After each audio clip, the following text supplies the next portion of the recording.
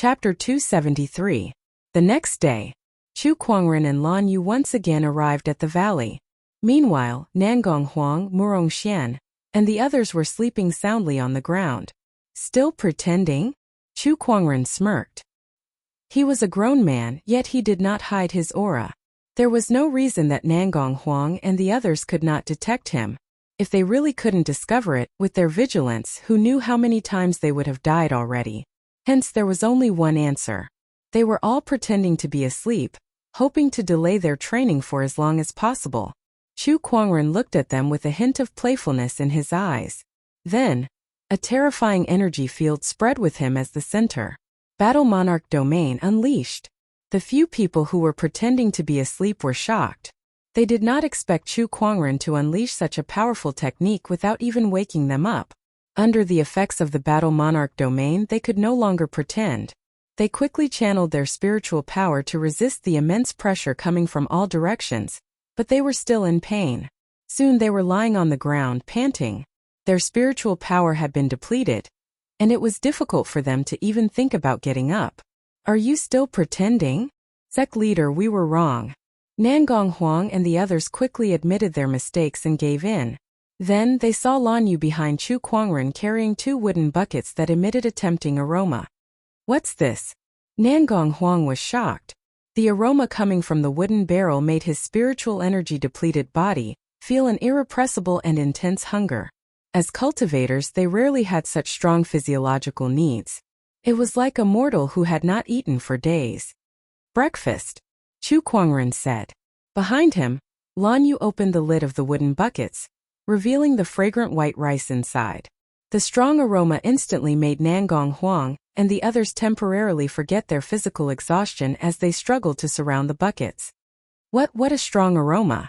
Is this spirit rice? But the spiritual qi in it is too strong. This is my first time seeing this kind of spirit rice. The few of them surrounded the wooden buckets and gulped down their saliva. They each took a bowl from the side and quickly scooped a big bowl for themselves before wolfing it down.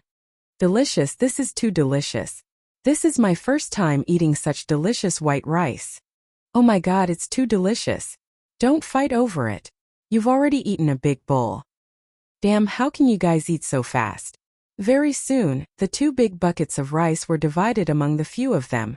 Even women like Junie and Shang Qingxue did not care about their image at all as they gobbled down the rice, afraid that it would be snatched away by others if they ate any slower. After eating, the originally dried-up spiritual ruins once again surged with thick and majestic spiritual power, instantly filling everyone's body. This spirit rice is too extraordinary. If I can eat it every day in the future, that would be great. Zhuohan sighed with emotion. The others also had looks of yearning on their faces. This is the spirit rice grown by the Black Heaven sect. It won't be a problem for them to eat it every day, Chu Kuangren said calmly. Hearing this, everyone was overjoyed. Really? Of course. Chu Kuangren nodded slightly and lifted his arm to unleash a sword qi. The sword qi then transformed into a clone that stared at Nangong Huang and the others expressionlessly. Everyone trembled violently when they saw this clone. F***ck. Here it comes again. Come, since you're full, let's start training. Chu Kuangren looked at them with a faint smile. To Nangong Huang and the others, it was the beginning of another round of torture. Time passed. Half a month had passed just like that. During this time, Nangong Huang and the others could be said to have been living in hell. Chu Kuangren could always torture them in different ways. Other than using the Battle Monarch Domain and the Sword Qi clone to deal with them, he would occasionally let them spar with each other and bring them to climb mountains. However, the mountain they climbed was the Sword Mountain. In the Sword Mountain, the countless swords all obeyed Chu Kuangren's command and released sword intent to suppress them, making them suffer unspeakably. He also ordered them to go all over the mountain to catch a bird. But the bird they caught was a shrunken godly phoenix. That was a divine beast. They went all over the mountain to catch Lil Red, but they were often fooled by Lil Red. Sometimes they were even burned by the godly phoenix's flames. Most importantly, once they were injured, Chu Kuangren would use his spring breeze healing technique to instantly heal them up. Then they would repeat the process of being tortured again. Out of the 24 hours in a day, besides the 6 hours used for eating, drinking, and sleeping, The rest of the time was spent on training. However, while Nangong Huang and the others were complaining, the sages in the depths of the Black Heaven sect thought that they did not know how lucky they were. These little brats really know how to enjoy life. They're eating spirit rice, soaking in the marrow cleansing pool, and they even have the little guy's sword chi clone to feed them. Such cultivation conditions can't be better. It's not just the little guy, even the godly phoenix is helping them. They're screaming from the burning, but they don't know that the godly phoenix's flames are the essence of 10,000 flames. This is a great opportunity. With the essence of 10,000 flames training, their resistance to fire Tao will greatly increase. And the Sword Mountain's sword intent. Enduring the daily training of the Sword Mountain's sword intent, their understanding of sword Tao will also improve. How many people in this world have such a cultivation experience? The little guy has really done his best to train these people. Yeah, he's been taking care of them every day, afraid that something might happen to them due to the training. It's really hard on him. In the depths of the Black Heaven sect, the sages were discussing. They had witnessed everything that Chu Kuangren had done, and they were also aware of the improvements that Nangong Huang and the others had made. Other than lamenting that they did not have such a good sect leader like Chu Kuangren when they were younger, they were still very pleased. Congratulations, host. You've drawn the legendary technique, 8 celestial demonic chords. A legendary technique? It was another legendary cultivation technique. Chu Kuangren retrieved the technique, and a large amount of enlightenment instantly surged into his mind. This enlightenment was so majestic that it was even more exaggerated than when he first received the Tathagata rebirth mantra. The 8 celestial demonic chords was a top-notch emperor technique. It was even more mysterious than the few emperor techniques that Chu Kuangren knew, and it might even be close to those ethereal immortal techniques. What a great 8 celestial demonic chords! Chu Kuangren opened his eyes abruptly, and a hint of joy flashed across his eyes. The 8 celestial demonic chords was a musical Tao technique. After receiving the 8 celestial demonic chords, Chu Kuangren instantly turned from a tone-deaf person to a rare musical Tao grandmaster. However, that was not his biggest gain. It was the 8 celestial demonic chords itself. The 8 celestial demonic chords was divided into 8 chapters, and each had a myriad of uses. Looks like I'll have to get my hands on a guqin. Chu Kuangren thought to himself. Since it was a musical Tao technique, it naturally needed to be activated by guqin music. Boom! A loud explosion was heard. It was Daoist Qin Wushuang who was blasted to the ground by the sword Qi clone. Chu Kuangren skillfully cast the spring breeze healing technique, and Qin Wushuang did not say much. He got up, dusted off the dust on his body, wiped the blood off the corner of his mouth, and charged forward again with his sword. It should be about time, Chu Kuangren murmured as he looked at Nangong Huang and the others who were fighting the sword Qi clone. After training for almost a month, Nangong Huang and the others had gone from being unable to withstand more than a few attacks from the sword Qi clone to being able to suppress it by joining forces. Their improvement was not small at all. Chapter 274. Slash! Nangong Huang roared, and the Deep Abyss Rainbow sacred sword in his hand unleashed a terrifying sword ray. It was like a vast, endless river. The sword ray locked onto the sword Qi clone, making it impossible to escape. Meanwhile, Murong Xian Juni Qin Wushuang and the others also unleashed their ultimate techniques. Several different types of sword Daos exploded. Under these attacks, even though the sword Qi clone was powerful, it was still blasted into a ball of sword Qi and dispersed. We did it! Nangong Huang, Murong Xian and the others were overjoyed. This is great. After almost a month of fighting, we've finally defeated this sword Qi clone. I'm so tired, Shuhan said as he lay on the ground. The others also heaved a sigh of relief. At that moment, Chu Kuangren walked over from afar. Everyone quickly bowed. Greetings, sect leader. You're welcome. Chu Kuangren nodded and said, 29 days. You guys have finally defeated this sword Qi clone in 29 days. How should I put this result? I told you guys to defeat the sword Qi clone within a month, but you guys really took almost a month to defeat it. Everyone was a little ashamed when they heard him. Forget it, you guys have passed. This stage of training is over, so let's move on to the next stage. Chu Kuangren smiled. Everyone looked at each other when they heard him. There was a next stage? Just when everyone was confused, Chu Kuangren snapped his fingers. Suddenly 9 sword chi clones appeared. Seeing these sword chi clones, everyone could already guess what was going on. They could not help but gulp. It couldn't be. The next stage will be 1 sword chi clone per person, Chu Kuangren said. Everyone sucked in a breath of cold air. It couldn't be. It really was like that. They had surrounded a sword chi clone for almost a month before they finally defeated it, and now they were going to take 1 each. F***CKme. How long would it take for them to continue fighting? Sect leader, you can't play this way. Nangong Huang smiled bitterly. Why, do you have something to say? Chu Kuangren glanced at him. No, not at all. Nangong Huang gulped and quickly shook his head. Even if he had something to say, he had to hold it in. Otherwise, he would be in deep trouble if he offended the sect leader. That's settled then. Chu Kuangren lifted his arm and cast the Spring Breeze healing technique to heal everyone's injuries. Then he sent them to deal with the clone. The 9 Taoists left one after another. Shang Qingxue stood on the spot, not knowing what to do. She asked, Sect Master, what should I do next? Every Taoist had a sword chi doppelganger, except for her. She couldn't help but feel a little apprehensive. Among these people, she was the weakest, so she was the least effective in dealing with the sword chi doppelgangers. Chu Kuangren would not abandon her just like that, would he? I have other plans. Come with me. Shang Qingxue followed Chu Kuangren to an empty space. Chu Kuangren gently lifted his hand and a red light barrier appeared out of thin air, enveloping Shang Qingxue within it. What is this?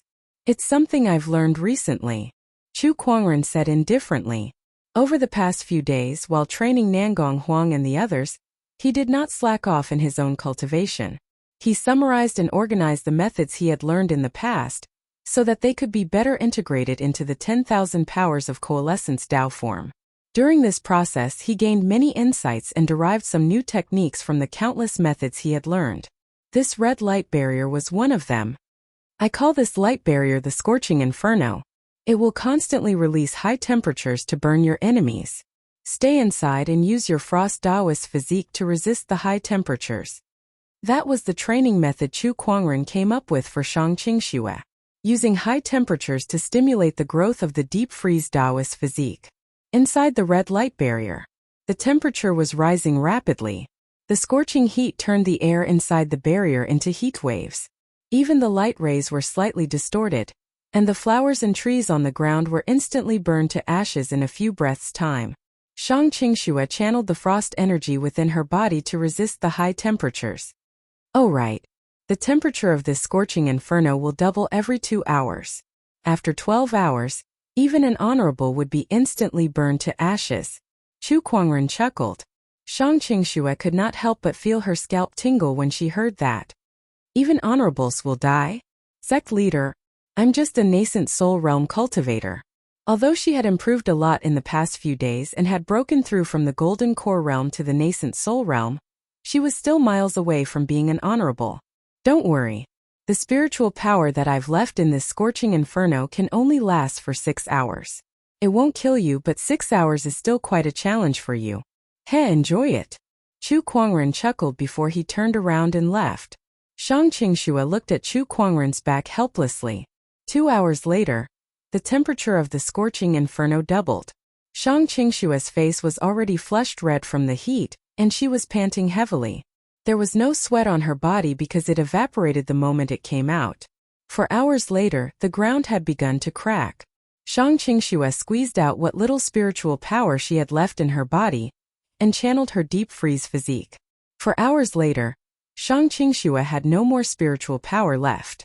However, the deep freeze physique was still producing cold waves under the stimulation of the high temperature. However, the process was very slow, like milking a cow. When it was close to 6 hours later, Shang Qingxue was already lying on the ground. The clothes on her body were almost burnt off, and only a few pieces of cloth were left to cover her vital parts. Her back, arms, thighs, and other parts of her body were severely burnt and charred. She lay on the ground, almost at her last gasp. When the 6 hours were over, the scorching inferno disappeared.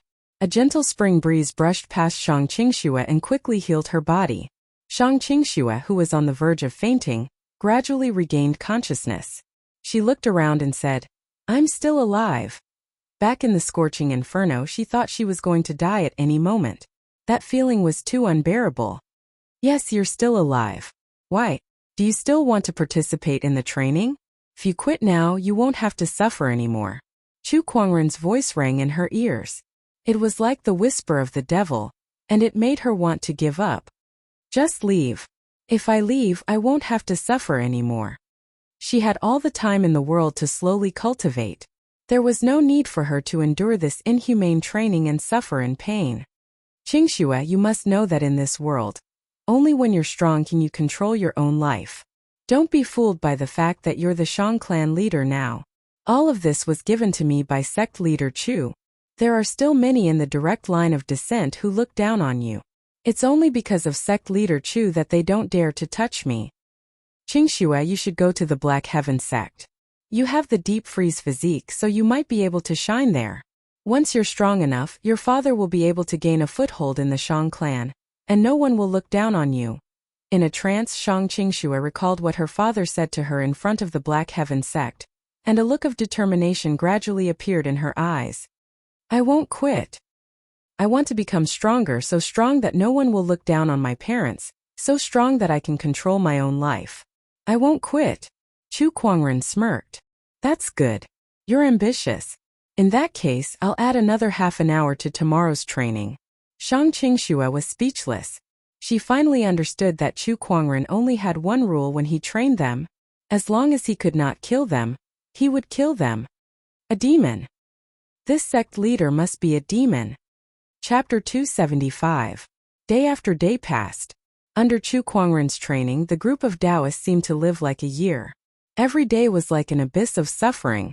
But in this process, they also discovered that the speed of their improvement was simply beyond their imagination.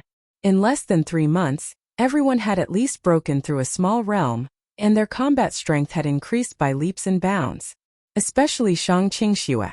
She was only a golden core late-stage cultivator when she first arrived, but now she was a nascent soul late-stage cultivator, which was an entire realm higher. If word of this got out, it would probably scare people to death. On this day, Nangong Huang, Murong Xian, and the others were still fighting with the Sword Qi clone. More than a month ago, they were far from being a match for the Sword Qi clone in a one-on-one fight. But now they were able to fight back and forth. Meanwhile, at another location, Shang Qingxue was still suffering in the scorching purgatory. Waves of cold air surrounded her body, isolating her from the scorching heat. Now, she could endure for 8 hours in the scorching purgatory without suffering any injuries. She had improved a lot. Far away, on a mountain peak, Chu Kuangren observed everyone's training progress. "It's a little tough, but the results are good." It was more than just a little tough. These days, Nangong Huang and the others had narrowly escaped death several times.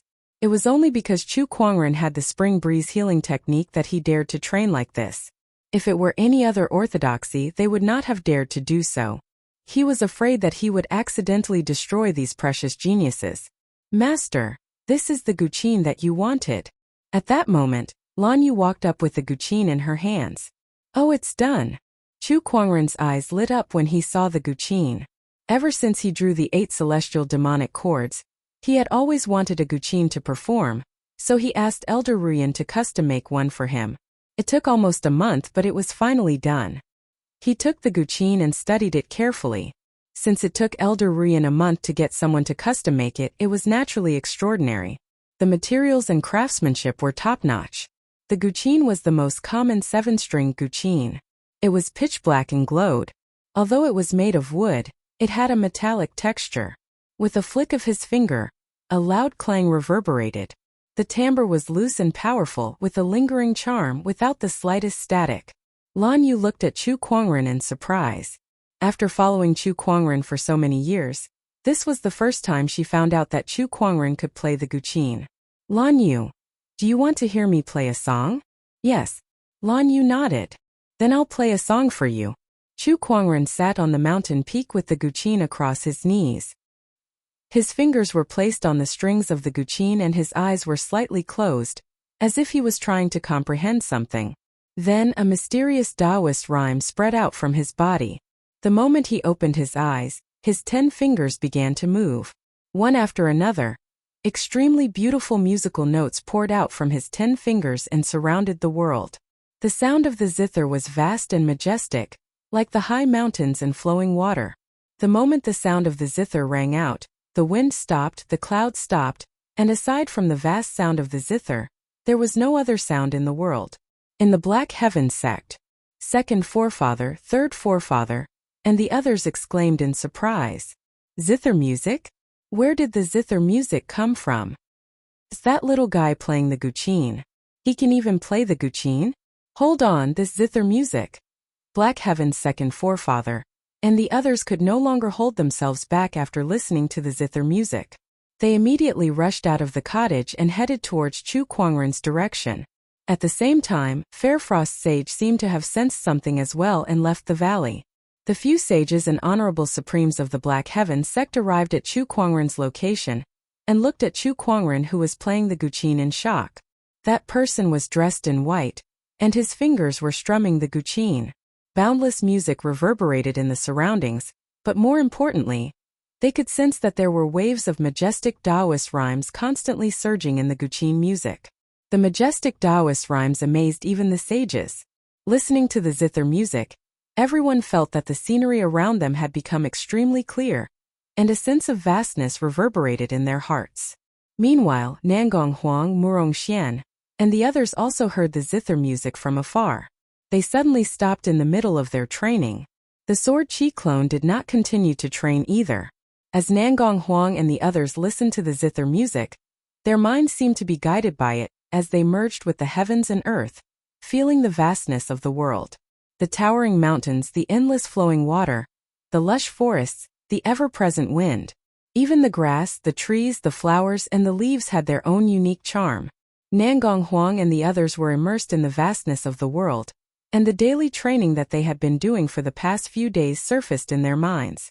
The sword chi clone's techniques, the sword mountain sword intense suppression, and even the godly phoenix's flames all transformed into an inexplicable sense of enlightenment. At this moment, under the guidance of the zither music, they entered a state of epiphany. This little guy can enter the Taoist realm with the zither. This is something that only a musical Taoist grandmaster can do. Moreover, the vastness of this Taoist rhyme is unheard of. I've never heard of any musical Taoist cultivator who can do this. Even those old guys from the Heaven Chord sect might not be able to do something like this. This is just too terrifying. What else does he know? The sages were in disbelief. They had seen too many miraculous things about Chu Kuangren, but Chu Kuangren still managed to surprise them one after another. One after another, as if there was no end to it. The song was over. However, the zither music continued to reverberate throughout the world for a long time. After a while, the world became clear again. Master, what's this song called? Lan Yu's mouth was slightly agape as she asked in amazement. She knew how to play the zither too, and she was considered a minor expert in musical Taoism. However, compared to Chu Kuangren, it was like comparing a stream to a vast ocean. Such musical Taoist mastery could be said to be at the pinnacle of the world. The 8 celestial demonic chords. Vastness of heavens and earth. Chu Kuangren chuckled. The 8 celestial demonic chords had a total of 8 songs, and each song was the pinnacle of musical Taoism. The vastness of heavens and earth was the first song of the 8 celestial demonic chords. Vastness of heavens and earth, vastness of heavens and earth. What a majestic song.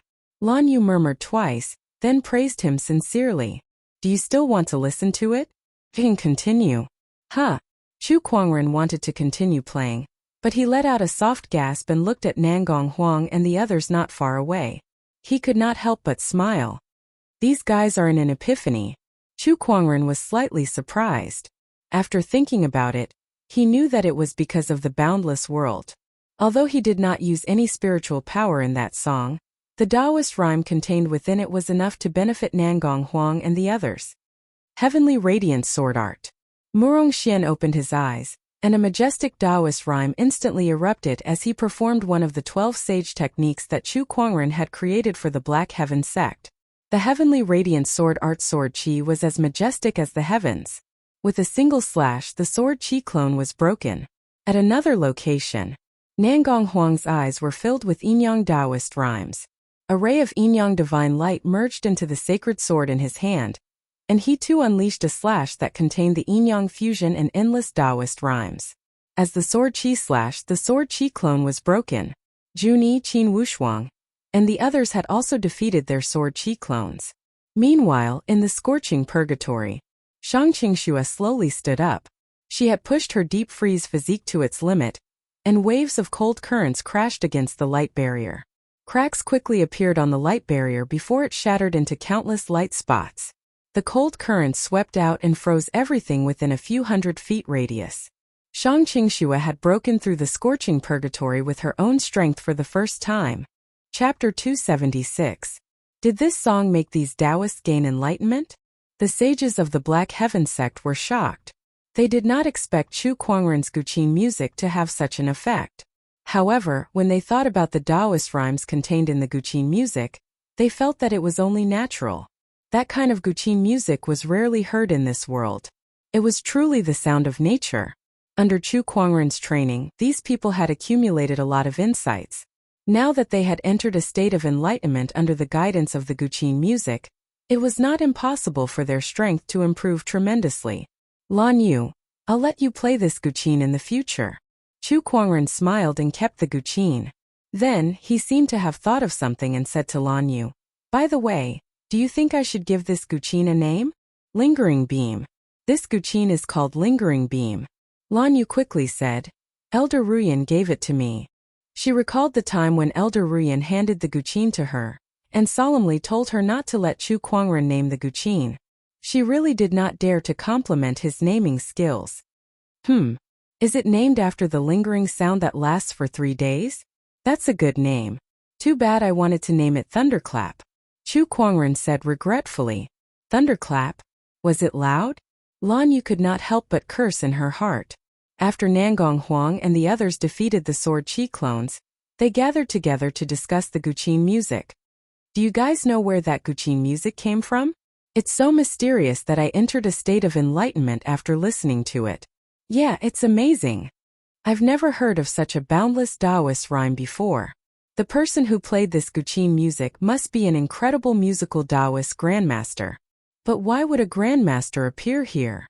And he even helped us gain enlightenment. The sect leader should know. Let's ask him later. As Nangong Huang said that, he suddenly saw Chu Kuangren and Murong Xian walking towards them. The few of them quickly went up to greet them. Sect leader, you're here. Do you know what that Guqin music was? Murong Xian went straight to the point. Of course. I wonder which musical Taoist grandmaster played it. Can you let us meet him? We want to thank him in person. Nangong Huang said. It's so far away yet so close, Chu Kuangren said. Hearing this, the crowd looked at Lan Yu in shock. Lan Yu, was it you? Chu Kuangren was confused. Why would all of you think of Lan Yu? Wasn't the first thing you thought of was that I was the one who flicked it? I've heard from Lil Bing that Miss Lan plays the zither very well, but I've never had the chance to hear it. Now that I've seen it, it's really extraordinary. Murong Xian praised. Juni, on the other hand, looked hesitant. I've listened to Lan Yu's Guqin before. It is beautiful, but I don't think it's that good. It wasn't me, it was young master. Lan Yu pointed at Chu Kuangren. Everyone looked at Chu Kuangren in shock. Sect leader knows how to play the Guqin? Why, are you surprised? Chu Kuangren asked. That's not it, sect leader. I've never heard you say that you can play the Guqin before. Nangong Huang said in surprise. I know a lot. Do I have to tell you everything? Chu Kuangren rolled his eyes. There's no need for that. Nangong Huang scratched his head. When Chu Kuangren said that he was the one who played the Guqin, no one doubted it. After all, Chu Kuangren had shown them many miraculous things, so it was not that hard to understand why he was a musical Dao grandmaster. By the way, sect leader, now that we've defeated your sword chi clone, do you have any other training? Nangong Huang asked. No, there's less than 7 days left until the championship. What other training is there? We'll depart for the White Tiger domain tomorrow. Everyone looked at each other when they heard Chu Kuangren's words. At that moment they had an indescribable feeling. Why do I feel like I'm not very happy? Murong Xian said. On one hand, they felt relieved that the inhumane torture was finally over. On the other hand, they also noticed that they had improved, so they hoped that the training could continue. So you guys are addicted to the torture, huh? I'll give you guys an even more exciting training when we get back. Chu Kuangren glanced at Murong Xian and said. Everyone felt their scalps go numb. If the training was already hell, then what would be more exciting? Don't, sect leader. I'm just joking. That's what Murong Xian said. We never said anything about it. That's right. If you want to train, go train, Murong Xian.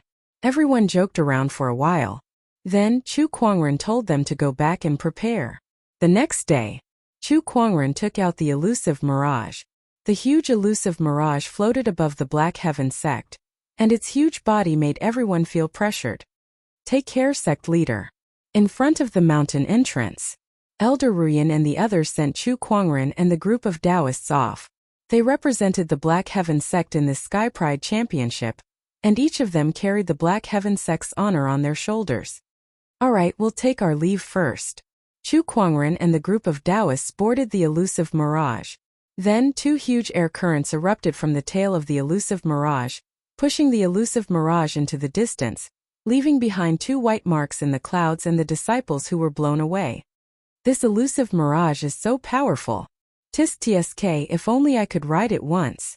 On the elusive mirage, Nangong Huang, Qin Wushuang, and the others were shocked when they saw the buildings on the elusive mirage. Was that a ferry boat? It was like a floating city. Compared to Nangong Huang and the others, Murong Xian behaved better. He had been to the elusive mirage once, although it was not a pleasant experience.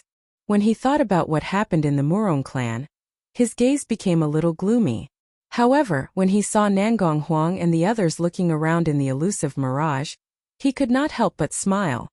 He walked up and glanced at them. Look at you guys. You guys look like you've never seen the world before. How embarrassing. This elusive mirage is really spectacular. Nangong Huang said. He might not be able to find a ferry boat like this even if he searched the entire firmament star. Alright, find a room for yourselves here. It'll take us 2 to 3 days to reach the White Tiger domain.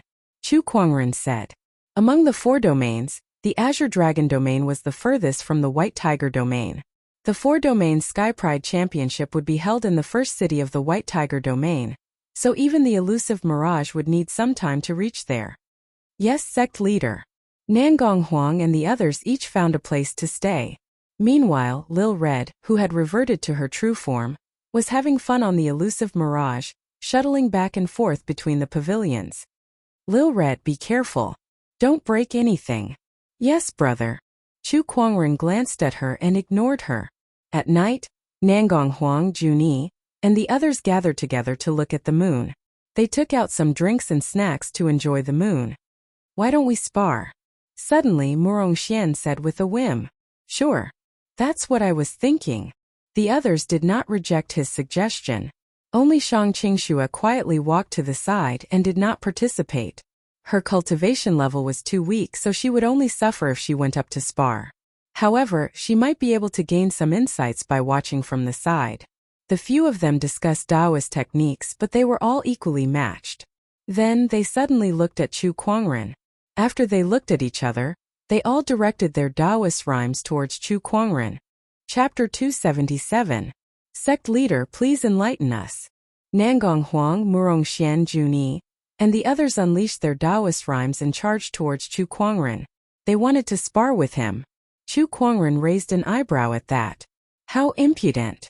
As soon as he said that, a terrifying sword-based Taoist rhyme emanated. Nangong Huang and the others' Taoist rhymes were useless against that Taoist rhyme, and they were instantly destroyed. Everyone looked at each other with a knowing look on their faces.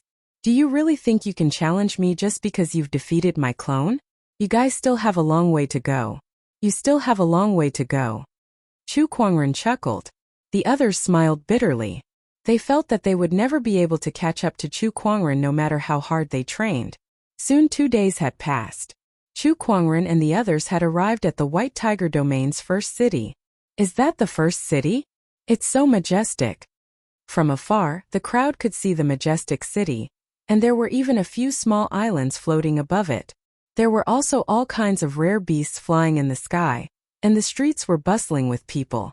There were all kinds of skyscrapers and palaces. That was the first city. The name First City was enough to highlight how extraordinary it was. It was the largest and most majestic city in Firmament Star. And it was home to all kinds of forces. It was like a kingdom. Even the capital city of the Royal Azure Dynasty could not be compared to it. The first city was extremely lively, especially in the past few days. Besides the local forces of the White Tiger domain, sage orthodoxies from the other 3 domains had also come to participate in the 4 domains championship. Today, the first city could be said to be a gathering of experts. 4 seas in. At this moment, the largest restaurant in the first city was filled to the brim with cultivators from the various great forces gathered together, chatting merrily and wittily. I can't believe Tempest Mountain is here to participate in this championship. Ha! How can we miss out on such a grand event? I heard that even the strongest sage orthodoxy in the White Tiger domain, the Sky Emperor Palace, will be participating. They have a high chance of winning. Not necessarily. I heard that the Black Warrior domain's Overlord Sage tribe has also sent their people. They seem to be determined to win this championship as well. Overlord Sage tribe? He is a strong contender for the championship. The tournament this time is quite lively. Other than the Sky Emperor Palace and the Overlord Sage tribe, the Heaven Chord sect is here too. The Vermilion Bird Realm's Heavenly Chord sect. Of course, inside the restaurant, everyone was discussing about the hegemony tournament. At this moment, the waiter in the restaurant looked out of the window and suddenly opened his mouth in shock. What is that? Everyone followed his gaze and looked out the window. In the sky above the first city, a gigantic black immortal vessel soared through the sky. Wherever it passed, the clouds would churn. Most of the people were shocked. This was the first time they had seen such an immortal boat.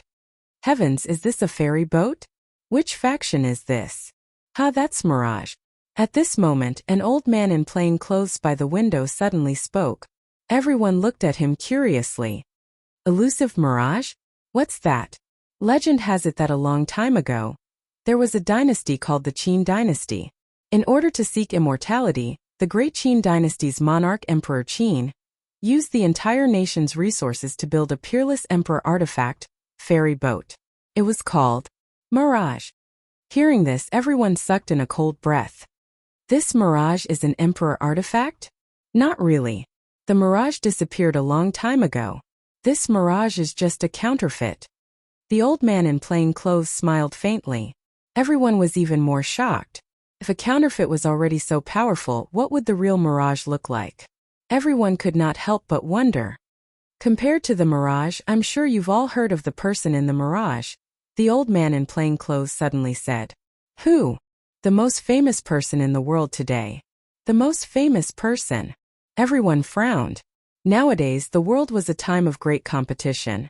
Heroes and sky prides from all walks of life emerged one after another. There were too many famous people. Who is the leader of the sky prides? There's a madman in the black heaven. The old man in plain clothes improvised a limerick. The moment these words came out, how could the masses not guess who it was? It's him. I didn't expect him to come. He's going to participate in the championship. What about the others? Don't worry. There's a rule in this championship that sect leaders are not allowed to participate in the Sky Pride Championship. I heard that this rule is marked in red on the rules to specifically target Chu Kuangren. The most famous person in the world today? Heh, I should have known it would be him. Who doesn't know Chu Kuangren now? One of the cultivators exclaimed. Then he looked at the old man in plain clothes. Sensing that this old man was not as simple as he seemed, he asked curiously, May I know your name, sir? The old man in plain clothes smiled mysteriously. The mysteries of the heavens are not to be revealed. That one sentence made the cultivator's pupils dilate. He immediately guessed the old man's identity and bowed respectfully. Greetings, Senior Predictor. Above the first city, a few people flew past and stopped in front of the Mirage.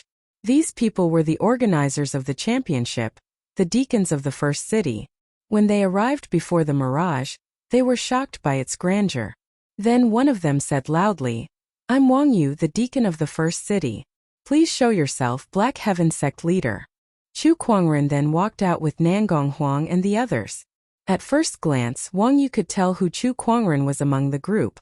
Could not be helped. Chu Kuangren's temperament and appearance were too outstanding, much better than Nangong Huang, Murong Xian, and the others. Greetings, Sect Leader Chu. We've prepared a resting area for the participating orthodoxies. Please come with us. Wang Yu said. Thank you for your trouble. Chu Kuangren smiled and kept the mirage into his yin and yang ring. They followed the deacons to a cluster of buildings in the first city. Wang Yu pointed at a few buildings and said, "This area is the resting area for the Black Heaven Sect. There are servants from the first city in there. If there's anything you need, you can ask them to do." Thank you. You're welcome. Chu Kuangren and the others went into the buildings and found a place to rest. At the same time, news of Chu Kuangren's arrival in the first city spread like wildfire. Countless forces received the news immediately. Some forces even repeatedly confirmed with the organizers of the first city that Chu Kuangren would participate in the championship. Only after receiving a clear answer did the crowd feel a little more at ease. Phew, as long as Chu Kuangren doesn't participate in the championship, we still have a chance to win. It's a good thing the sect leader is not allowed to participate in the championship. Otherwise, we can just surrender to the Black Heaven Sect. Chu Kuangren. This guy sure is big. Everyone in the city knows about him now. On the second day, news of the Divine Predictor's comment on Chu Kuangren at the World Tower spread like wildfire. That comment was just a limerick. Who shall lead the Sky Prides? There's Kuangren in the Black Heaven Sect. Just that one sentence alone made Chu Kuangren stand above all the Sky Prides in the world. Chapter 278. The next day, Chu Kuangren walked out of the room and stretched his body. On the big tree in the courtyard, Lil Red, who had transformed into a bird, chirped twice before landing on Chu Kuangren's shoulder. Brother, you're up. Yes, did you stay on this tree for the whole night? I absorbed the moon essence for the whole night. Divine beasts were very mystical. Aside from being able to absorb the spiritual chi of heaven and earth, they could also absorb the essence of the sun and moon to cultivate. The latter's quality was much better than the former. Usually, other than some special techniques, ordinary cultivators would not be able to absorb it. Master, this is the rules and the list of participants sent by the organizers. Lan Yu walked up and said. She was holding a copy of the rules in her hand. Chu Kuangren took it and looked at it. The organizers had already sent the rules to the Black Heaven Sect, so he had already read it. He was more interested in the list of participants. Oh, there are a total of 24 sage orthodoxies participating in this championship. Let me see how many are from the Azure Dragon domain. School of White Lotus, Black Heaven Sect, Sacred Lands of Serene Wisdom, Thunder Falcon Tribe, Yasha Tribe. There are 5 from the Azure Dragon domain. That's not a small number. I wonder if I can meet some familiar faces. Chu Kuangren laughed. Not all sage orthodoxies would participate in this championship. It was normal for some sage orthodoxies to not participate due to certain reasons. However, to be able to gather 24 sage orthodoxies was more than half of the sage orthodoxies in the 4 domains. It was definitely a grand event. Chu Kuangren glanced at the list of participants and looked at the streets outside. This first city is known as the #1 city in the world, so it must be very prosperous. Lan Yu, accompany me for a walk. All right. Lan Yu nodded. Brother, I want to go too. Sure, but don't transform into your true form. Hide your aura well. Got it. Just like that, Chu Kuangren brought Lan Yu and Lil Red out.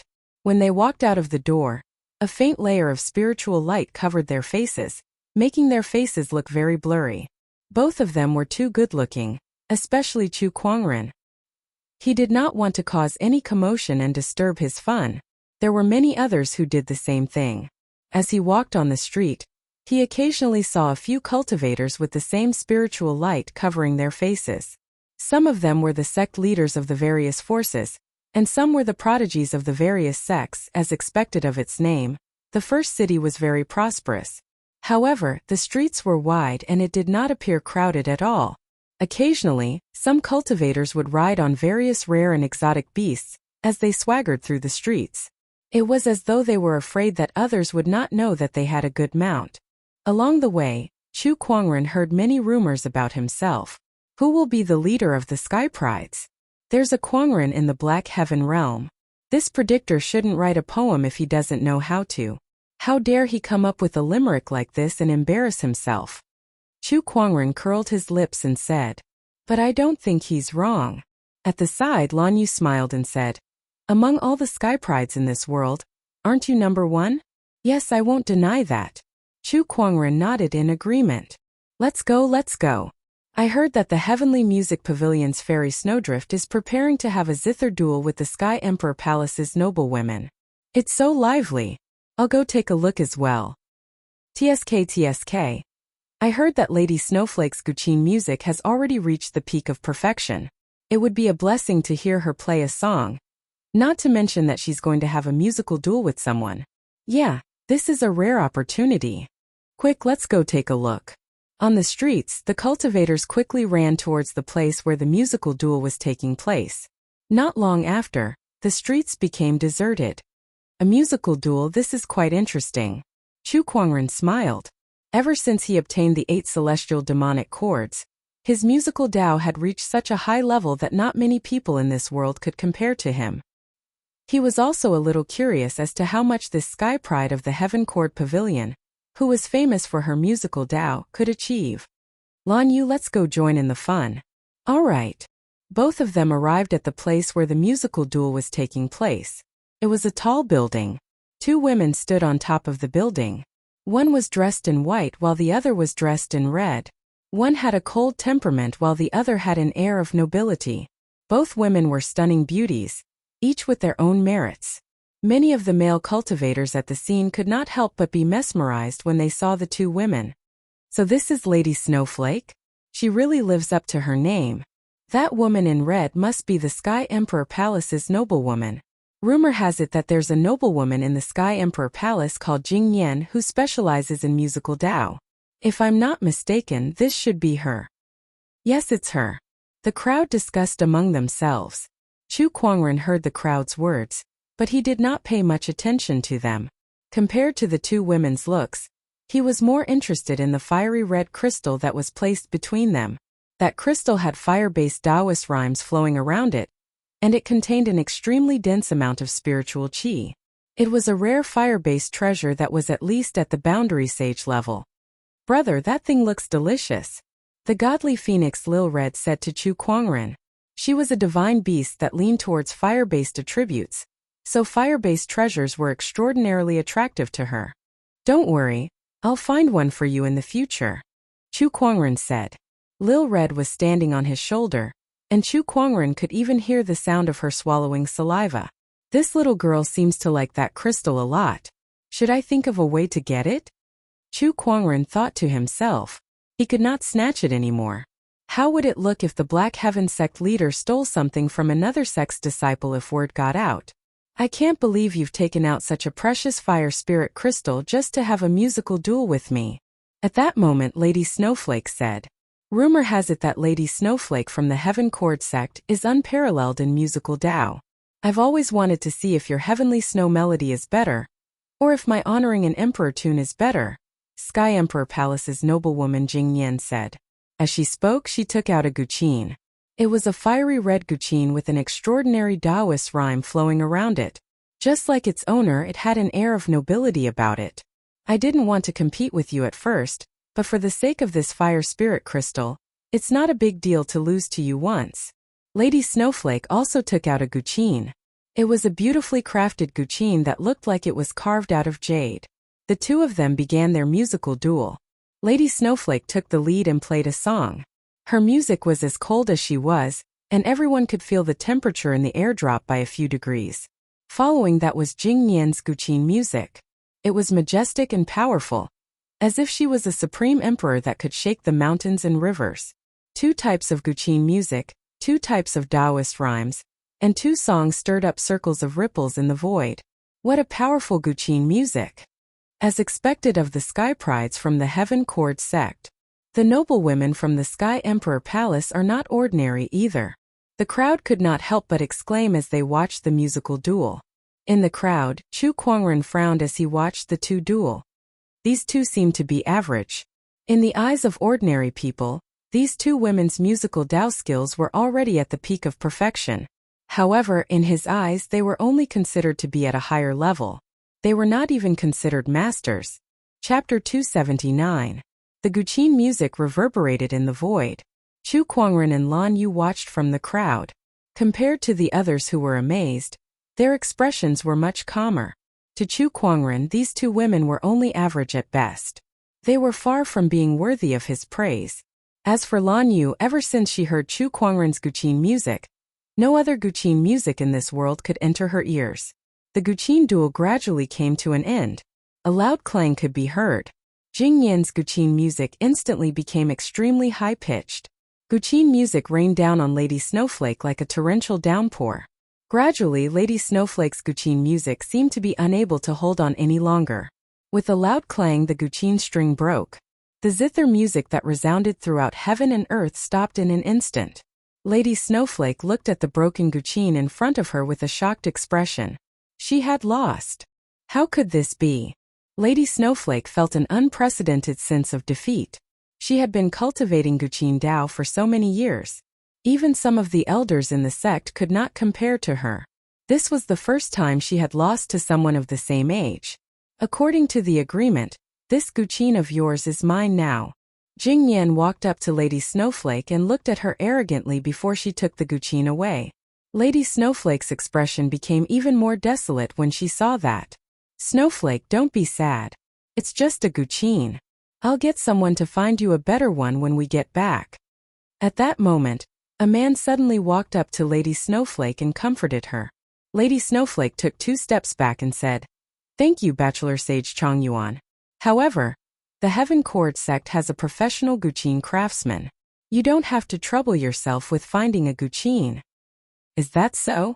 Bachelor Sage Chong Yuan's eyes flashed with disappointment. He had wanted to use this opportunity to get closer to Lady Snowflake. He had fallen in love with this woman since the first time he saw her.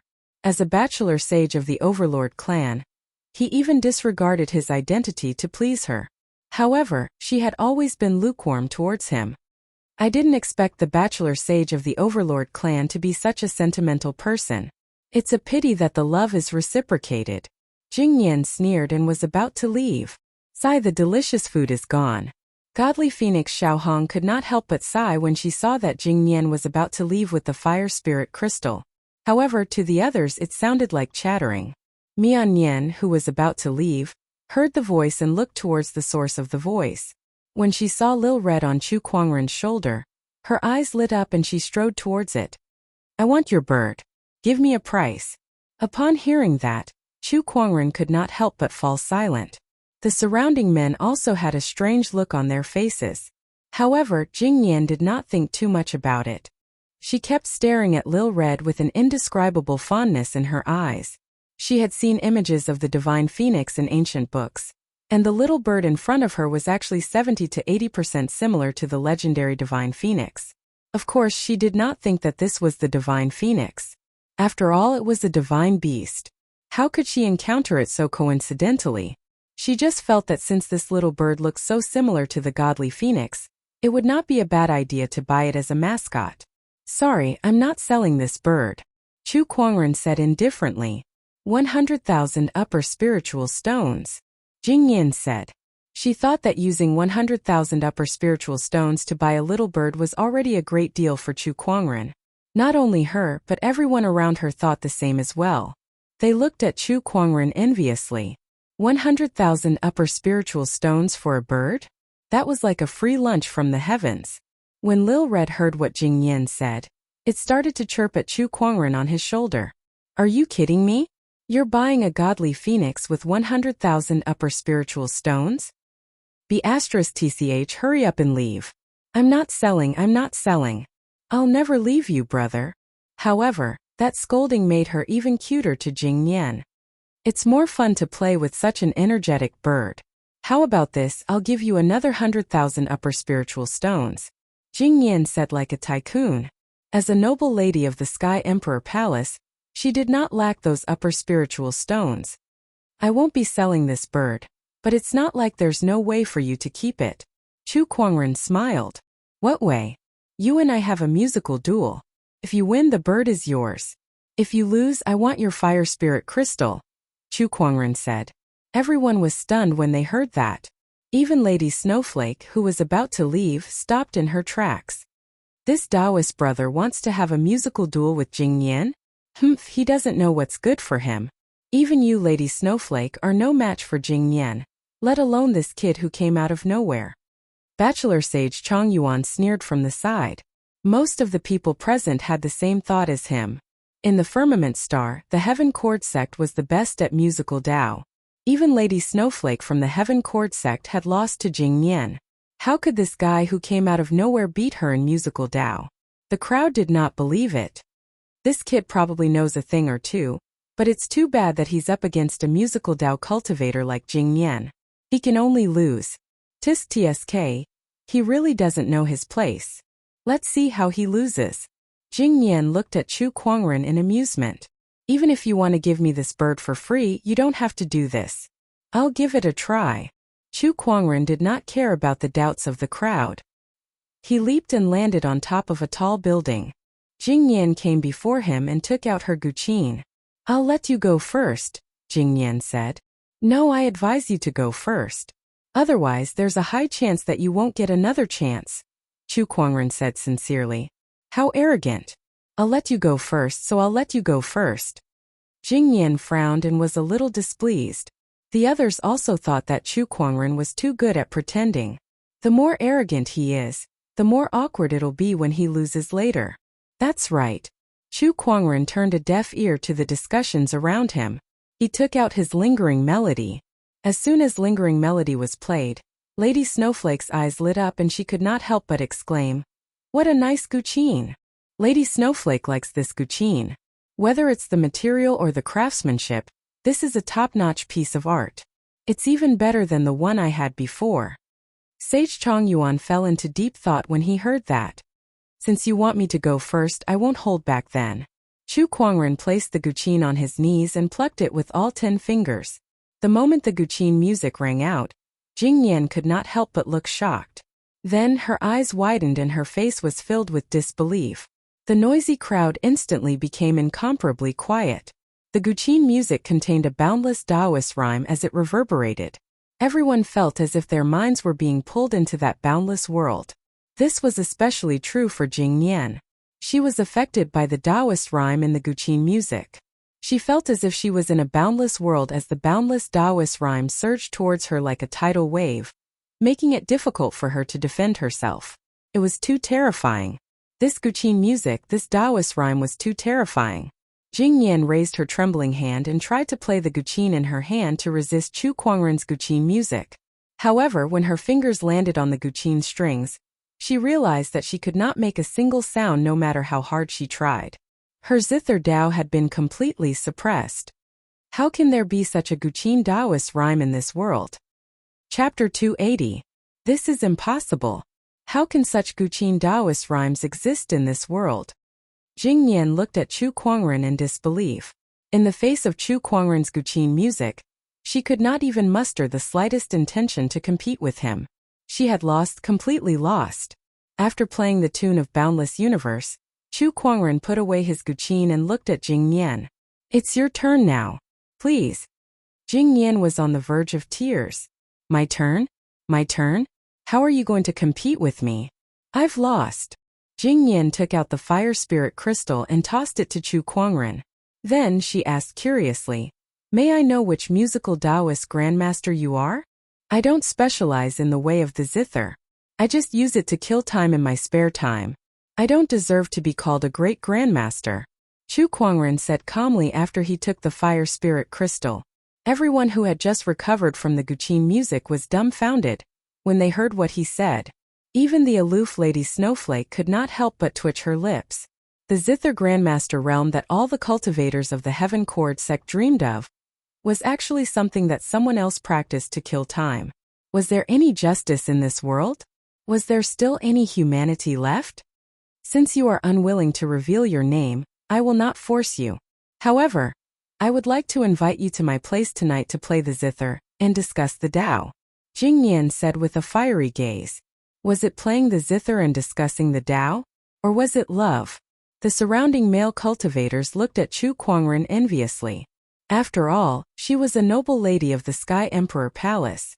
Being invited by her was a dream come true for countless male cultivators. If anything were to happen during this, it would be a blessing of 3 lifetimes. Many people at the scene wished they could replace Chu Kuangren.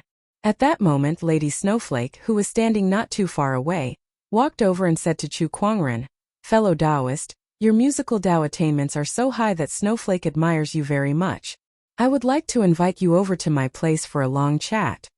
Even someone as cold as the fluttering snow fairy could not help but be tempted after witnessing Chu Kuangren's godly musical Tao attainments. Even her master did not have such attainments in the Zither Tao. If she was able to make friends with such an expert and receive a pointer or two from him, it would absolutely be a great benefit to her. The moment Fairy Snowdrift spoke, all the male cultivators present widened their mouths in disbelief. F***CK. Fairy Snowdrift, where's your coldness? Where is your modesty? Your persona has collapsed. Bachelor Sage Chong Yuan stared at Chu Kuangren with a face full of jealousy. He had chased after Lady Snowflake for so many days, yet she had never treated him differently. Yet now she was sending out an invitation to a stranger. What af** King long talk? First come, first served. I was the one who invited this fellow Taoist first. Jing Nian glanced at Lady Snowflake and said in an unfriendly tone, there are some things that don't matter. Sometimes it depends on fate. Perhaps this fellow Taoist is more willing to discuss the Tao with me. A loser like you dares to compete with me? A sense of shame leads to courage. It is precisely because I lost to you that I should grasp the opportunity to learn from this fellow Taoist and benefit from it. Fairy Fluttering Snow and Jing Nian, these 2 women who were unreachable in the eyes of countless male cultivators, were now fighting over a man in the middle of the street. The 2 women were at each other's throats, neither willing to back down. Although they did not fight, everyone could smell the thick smell of gunpowder in the air. At that moment, the crowd was filled with envy and jealousy toward Chu Kuangren. They could not wait to answer on his behalf. Stop fighting, only children make choices. Adults want both. Let's talk about love together. Oh no, play the Guqin. I thank both of you for your invitation, but we've never met before. I still have things to do, so I won't disturb you any longer. Goodbye. Chu Kuangren said indifferently. In other words, he was saying, I'm sorry, but we don't know each other. Goodbye. Upon hearing his words, the people around him almost went crazy. Rejected. He actually rejected the invitation of 2 goddesses. Goodness, this was a once-in-a-lifetime opportunity that countless people dreamed of. Yet this guy rejected it without a second thought. Even Lady Snowflake and Jing Nian were surprised. However, Chu Kuangren ignored them. After obtaining the fire spirit crystal, he was about to leave with Lan Yu. Bachelor Sage Chong Yuan could not hold it in any longer and yelled, "Stop right there!" However, Chu Kuangren ignored him and continued to stride forward. Bachelor Sage Chong Yuan's expression darkened as he dashed towards Chu Kuangren in an attempt to grab him. However, before he could get close, Lan Yu, who was beside Chu Kuangren, suddenly made her move. She unleashed a punch that unleashed boundless Taoist rhymes that turned into a surge of divine radiance that instantly blasted Bachelor Sage Chong Yuan dozens of feet away. Seeing that, the crowd gasped. They did not expect the lady who had been staying by Chu Kuangren's side without saying a word to possess such strength. Bachelor Sage Chong Yuan's face was filled with shock too. Although his strength was not the strongest among the younger generation, it was enough to rival a young emperor. Yet he was sent flying with a single punch. Just how terrifying was this lady's strength? At that thought, Bachelor Sage Chong Yuan's heart that was blinded by jealousy and hatred gradually cleared up. He no longer dared to act rashly. Meanwhile, Lady Snowflake and Jing Nian looked at the back of Chu Kuangren and Lan Yu as if they were deep in thought. Although both of them had covered their faces with a spiritual veil, their voices sounded very young. Could they be Sky Prides who were here to participate in the championship? The more they thought about it, the more they felt that it was possible. Hence, they decided to go back and find someone to investigate. At that moment, after Chu Kuangren left the crowd, he handed the fire spirit crystal in his hand to the godly phoenix Lil Red. She pecked the crystal and a hole appeared on it. Then, like drinking water, She continuously absorbed the spiritual qi within the fire spirit crystal into her body. The feathers on her body glowed faintly. Chu Kuangren was worried that if she continued to absorb the spiritual qi, she would not be able to resist and revert to her true form. Hence, he kept the fire spirit crystal into his yin and yang ring. Stop absorbing it for now. It's all yours when we get back. He and Lan Yu strolled around the city for half a day before they returned to the accommodations that were arranged for the various sage orthodoxies in the first city. The moment they arrived, a few pairs of eyes landed on them. Chu Kuangren only took a glance at them before he ignored them and returned to the Black Heaven sect's area. Seeing that, the few people left on their own. In one of the rooms, Bachelor Sage Chong Yuan asked in shock, "Are you sure they're from the Black Heaven sect?" "Yes, a man and a woman with a red bird. I'm sure I'm not mistaken. They've indeed entered the Black Heaven sect's area. So they're from the Black Heaven sect. Fortunately, things didn't get out of hand today." Bachelor Sage Chong Yuan breathed a sigh of relief. Even though the Overlord Sage tribe was powerful and had a strong foundation, they were still wary of Chu Kuangren from the Black Heaven sect.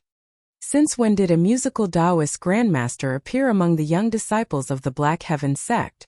Bachelor Sage Chong Yuan was puzzled. Meanwhile, on the other side, Lady Snowflake and the spies that Jing Nian had sent to monitor the situation had returned. "They're indeed Sky Prides who are here to participate in the championship. But I didn't expect them to be from the Black Heaven sect," Jing Nian murmured. Suddenly she thought of something. Rumor has it that Chu Kuangren was once acknowledged by the godly phoenix as its master. That bird I saw today is 70 to 80% similar to the godly phoenix. Could it really be the godly phoenix? The more she thought about it, the more her heart palpitated. If it really was the godly phoenix, then the identity of the musical Taoist grandmaster that she had encountered today would be obvious. "I can't believe it's him." She was a little relieved that she did not go overboard. Otherwise, it was hard to say if she would still be standing here. Chapter 281. Time flew by. Soon it was time for the championship to begin. Chu Kuangren brought a group of disciples to the central plaza of the first city, where there was a gigantic arena. After passing through a dark tunnel, Chu Kuangren and the others entered the arena. In an instant, they were illuminated by the light, and they saw millions of spectators surrounding the arena. Some were sitting in the spectator stands, some were standing, and some were floating in the air. The arena was so crowded that not even a drop of water could pass through. When Chu Kuangren arrived with the people from the Black Heaven sect, the crowd erupted in cheers and screams. "Look, it's the people from the Black Heaven sect. The one walking at the front is the Black Heaven sect leader, Chu Kuangren. Rumor has it that he's the one who killed 3 sages within a year. By the heavens, this person is just as extraordinary as the rumors say. How great would it be if I could spend the night with him? In your dreams. I heard that the divine predictor commented on him a few days ago. Black Heaven has Kuangren as the leader of the Sky Prides. He immediately listed him as the #1 Sky Prides in the world. That shows how amazing he is. The divine predictor's comment is too high."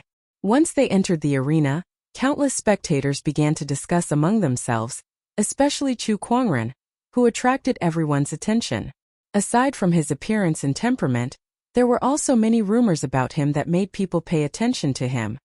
"Sect leader, you're quite popular," Nangong Huang said to Chu Kuangren. "You guys are the main characters in this championship. Do your best and let the world witness the strength of the Black Heaven sect," Chu Kuangren said calmly. He did not care about the burning gazes from the millions of people, and he looked indifferent. In the arena, the other sage orthodoxies had also entered the arena. "Look, it's the people from Tempest Mountain." That's not all. The people from the Linghu clan are here too. Other than the Murong clan that lost 2 of their sages, the strongest swordsmanship sect in Firmament Star is here too. This tournament will definitely be exciting. Needless to say, there's also the White Tiger Domain's Sky Emperor Palace, the Black Warrior Domain's Overlord Sage Tribe, and the Scarlet Phoenix Domain's Heaven Cord sect. These are all renowned sage orthodoxies. The tournament this time is truly a feast for the geniuses. That's right. Look at those Sky Prides who are leading the group. They're either young emperors or one of the 10 talents. More than half of the most outstanding youths in the world are gathered here. This is a rare sight. The sage orthodoxies entered the arena one after another, causing many to exclaim in surprise. As soon as the people from the sage orthodoxies entered the arena, they immediately looked in the direction of the Black Heaven sect. To be more precise, they were looking in the direction of Chu Kuangren. Chu Kuangren, the young emperor of the Linghu clan, Linghu Tong, stared at him with a look of dread and even fear. He had once fought Chu Kuangren at the sword gauntlet, but he ended up suffering a crushing defeat. Later on, he heard the news that Chu Kuangren had killed 2 of the Murong clan sages, and he was so shocked that his Taoist core almost collapsed. At that time, he knew that the gap between them was so great that he might not be able to catch up even if he tried his entire life. In the direction of Mount Tempest, the young emperor Lingfeng stared at Chu Kuangren with a complicated look in his eyes. Back at the sword gauntlet, he was suppressed by Chu Kuangren's sword-based Taoist rhyme to the point that he could not even unleash a single sword attack. That incident had become a knot in his heart. Later on, when he heard about Chu Kuangren's deeds, he suddenly realized that he, the so-called sword lunatic, was not even worth mentioning. What Chu Kuangren had done was the true definition of madness. Besides Linghu Tong and Lingfeng, many other sky prides were also carefully observing Chu Kuangren. They were too curious about this person. Everyone was a sky pride, so why was he so outstanding? Not only did he become a sect leader, he killed a sage, and he even got the godly phoenix to acknowledge him as its master. His name was known throughout the world and he completely outshone everyone else.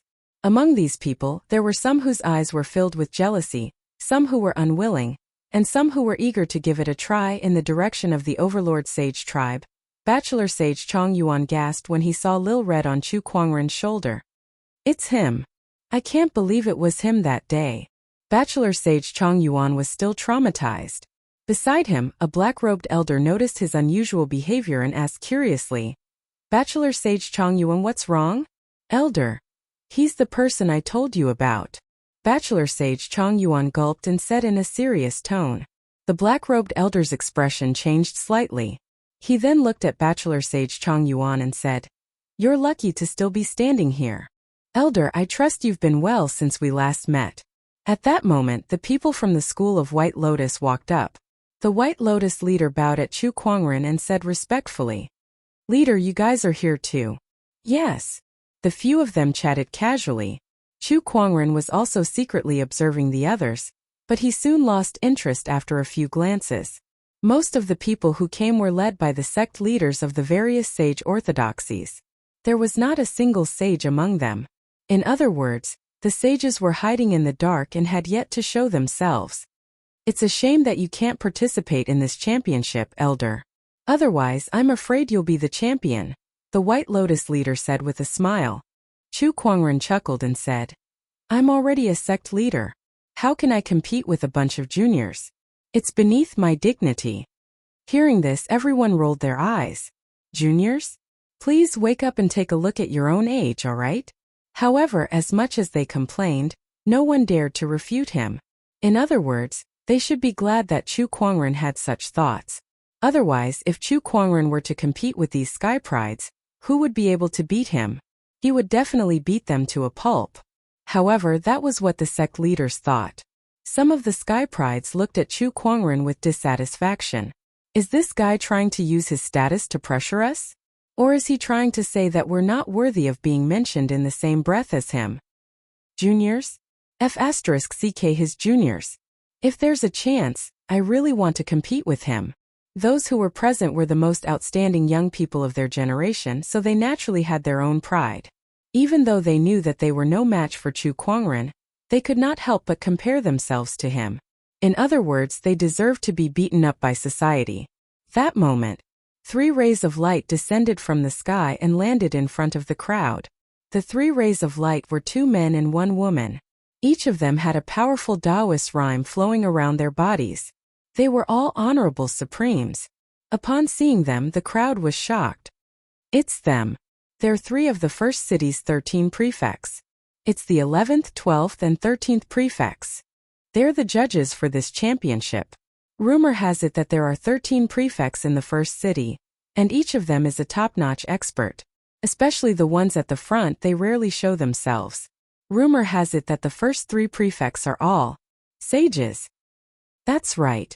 It's because of the 13 prefects that the first city's status in the White Tiger domain is so high that it's not any weaker than the Sky Emperor Palace. Otherwise, why would the first city dare to call itself the world's #1 city?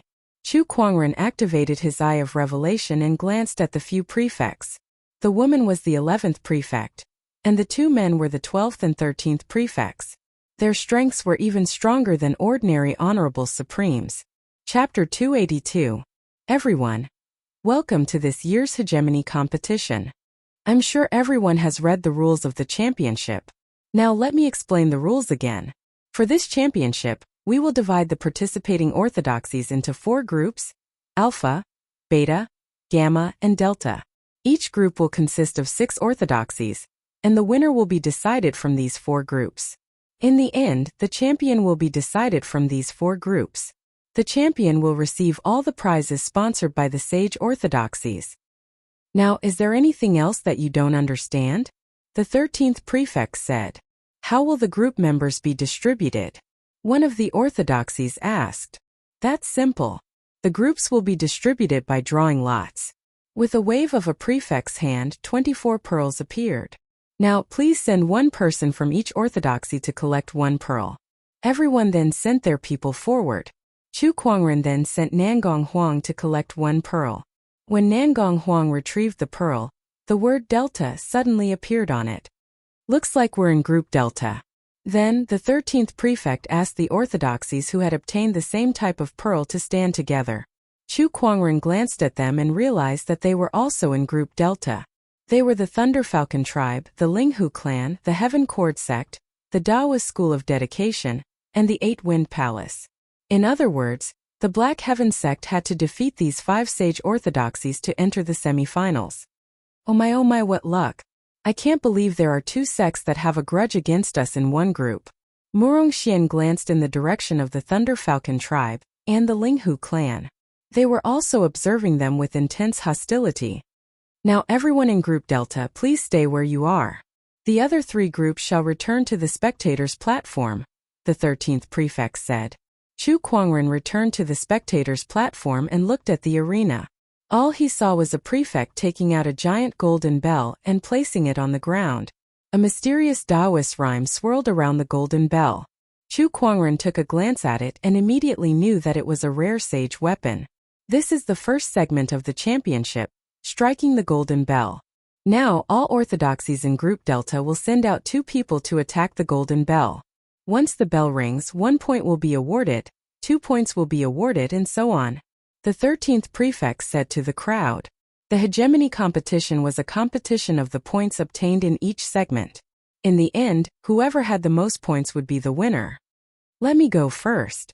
A genius from one of the orthodoxies in Group A walked out. This person had a burly figure and an extremely overbearing Taoist rhyme circulated around his body. He raised his fist and punched the golden bell. Violent Taoist rhymes erupted, causing the golden bell to shake. There were a total of 4 chimes. 4 tolls for points. This person is a heaven's pride from the Emperor Palace. His battle prowess is extremely strong, but his powerful attack only caused the bell to ring 4 times. This first segment doesn't look simple. The first stage continued. One by one, the people from the orthodoxies went up to strike the golden bell to gain points. Among them, the most outstanding prodigies could only make the golden bell ring 5 times. The weaker ones could only make it ring twice. Sect leader Chu. I'm sure it must be a shame that you can't participate. At that moment, the Linghu clan's clan leader came before Chu Kuangren and said with a smile. Chu Kuangren glanced at him. There's nothing to be regretful about. It's beneath me to compare myself to a bunch of juniors. But sect leader Chu can't participate. Do you think these people from the Black Heaven sect can make it to the end? I don't think they can even stand out in the group stage. The Linghu clan's clan leader laughed. Oh, can I take that to mean that the Linghu clan is looking down on the disciples of the Black Heaven sect? Chu Kuangren smiled and stared at the Linghu clan's clan leader. The corner of the Linghu clan's clan leader's mouth twitched. Sect leader Chu, you've misunderstood me. That's not what I meant. However, I believe that many people from the orthodoxies here are thinking the same thing. The Linghu clan's clan leader was right. The most feared person in the Black Heaven sect was Chu Kuangren. Disciples like Nangong Huang and Murong Xian were nothing to them. It would be difficult for these people to win the championship. Heh.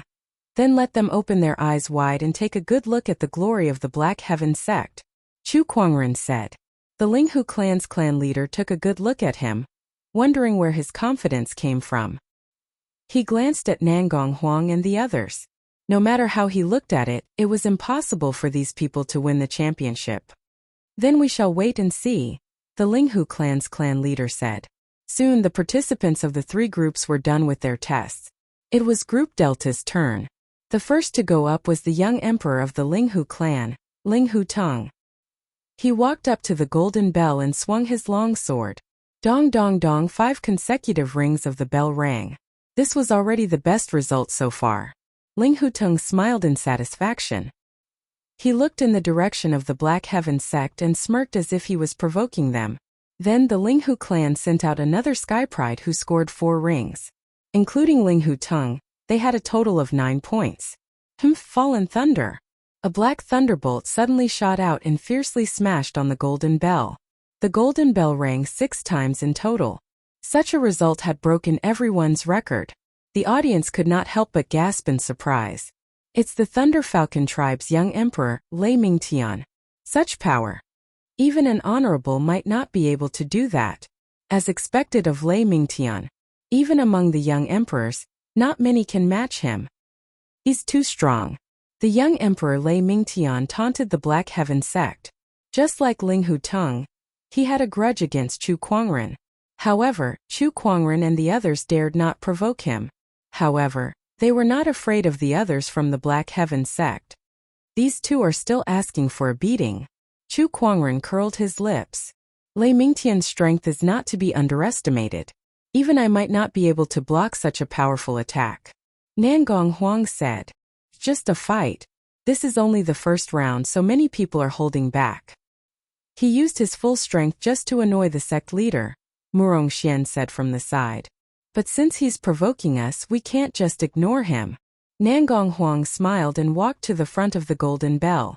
Sword chi swirled around his blade. With a fierce slash, a violent sword chi gushed out and landed on the golden bell. Dong dong dong, a total of 6 rings. The crowd gasped. Lei Mingtian's eyes narrowed as a hint of fear appeared in his eyes. Nangong Huang has such strength? Not only him, but the other Sky Prides were also surprised. He didn't have such strength back at the sword gauntlet. How did he improve so much in just over a year? Besides fear, Linghu Teng was also puzzled and confused. He felt like he was no longer a match for Nangong Huang. Nangong Huang kept his sword in his spiritual mound. Then, he looked in the direction of the Linghu clan and the Thunder Falcon tribe and smirked. Not only does the Black Heaven sect have a sect leader, but I, Nangong Huang, also have a young emperor. Nangong Huang felt extremely comfortable when he heard that. All this while, Chu Kuangren had always been in the limelight. Now it was finally his turn to show off. It felt so good. Chapter 283. Nangong Huang was in the limelight. Murong Xian was eager to try too. It's my turn next. Just when he was about to strike the golden bell, Chu Kuangren stopped him. Stand down. Let Liu Bing strike the bell. What? Everyone looked at each other when they heard that. Liu Bing? Everyone looked at the petite maid behind Chu Kuangren and was shocked. They stared at Chu Kuangren with the "Are you kidding me?" expression. Even Liu Bing was a little confused. Me. She looked at Chu Kuangren and pointed at herself. Yes, go ahead. Sect leader, isn't this a little too hasty? Liu Bing is only at the paradise realm. Won't we be making a fool out of ourselves if we let her go? Murong Xian said. Just let her go. Chu Kuangren smiled. Liu Bing hesitated for a while before she nodded and slowly walked towards the golden bell. Everyone's eyes were on her. It was her first time encountering such a situation, so she was a little nervous.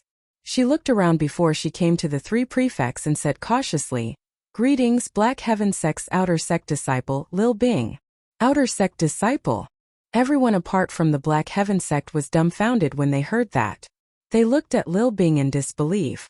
After all, the great orthodoxies were not the elites of their orthodoxies. They were all Taoists. How could an outer sect disciple participate in the championship? It can't be. Even an outer sect disciple is here to join in the fun? Is there no one else in the Black Heaven sect other than Chu Kuangren? What the hell are they doing by sending an outer sect disciple to participate in the championship? Outer sect disciple? Can she even strike the golden bell? I don't think she can even make a sound. Is the Black Heaven sect taking this championship seriously? Everyone was not optimistic about Lil Bing. When the golden bell was struck previously, the weakest cultivator was at the Battle Monarch realm. How strong could an outer sect disciple be? Everyone treated this as a joke. Are you really an outer sect disciple? The 13th prefect looked at Lil Bing and asked with a frown. Yes. Lil Bing nodded. She was already an outer disciple when she was chosen to serve Chu Kuangren. Although she could have become a true disciple a long time ago with her strength, she had not been promoted for the past few years. From her point of view, becoming a true disciple or even a Taoist was not as good as staying by Chu Kuangren's side, even if she could only be a servant. Sect leader Chu, you'd better explain yourself. What do you mean by this? Are you treating this competition as a game? The 13th prefect looked at Chu Kuangren and asked in a deep voice.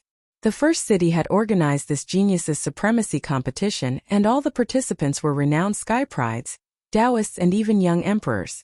To the 13th prefect, Chu Kuangren sending an outer sect disciple into the arena was a form of disrespect to the first city. It was a form of provocation. What's wrong? The rules only state that sect leaders can't participate. Which rule says that outer sect disciples can't participate? Chu Kuangren raised an eyebrow and retorted. You. The 13th prefect was rendered speechless. He scoffed coldly and said to Lil Bing, "You may begin then.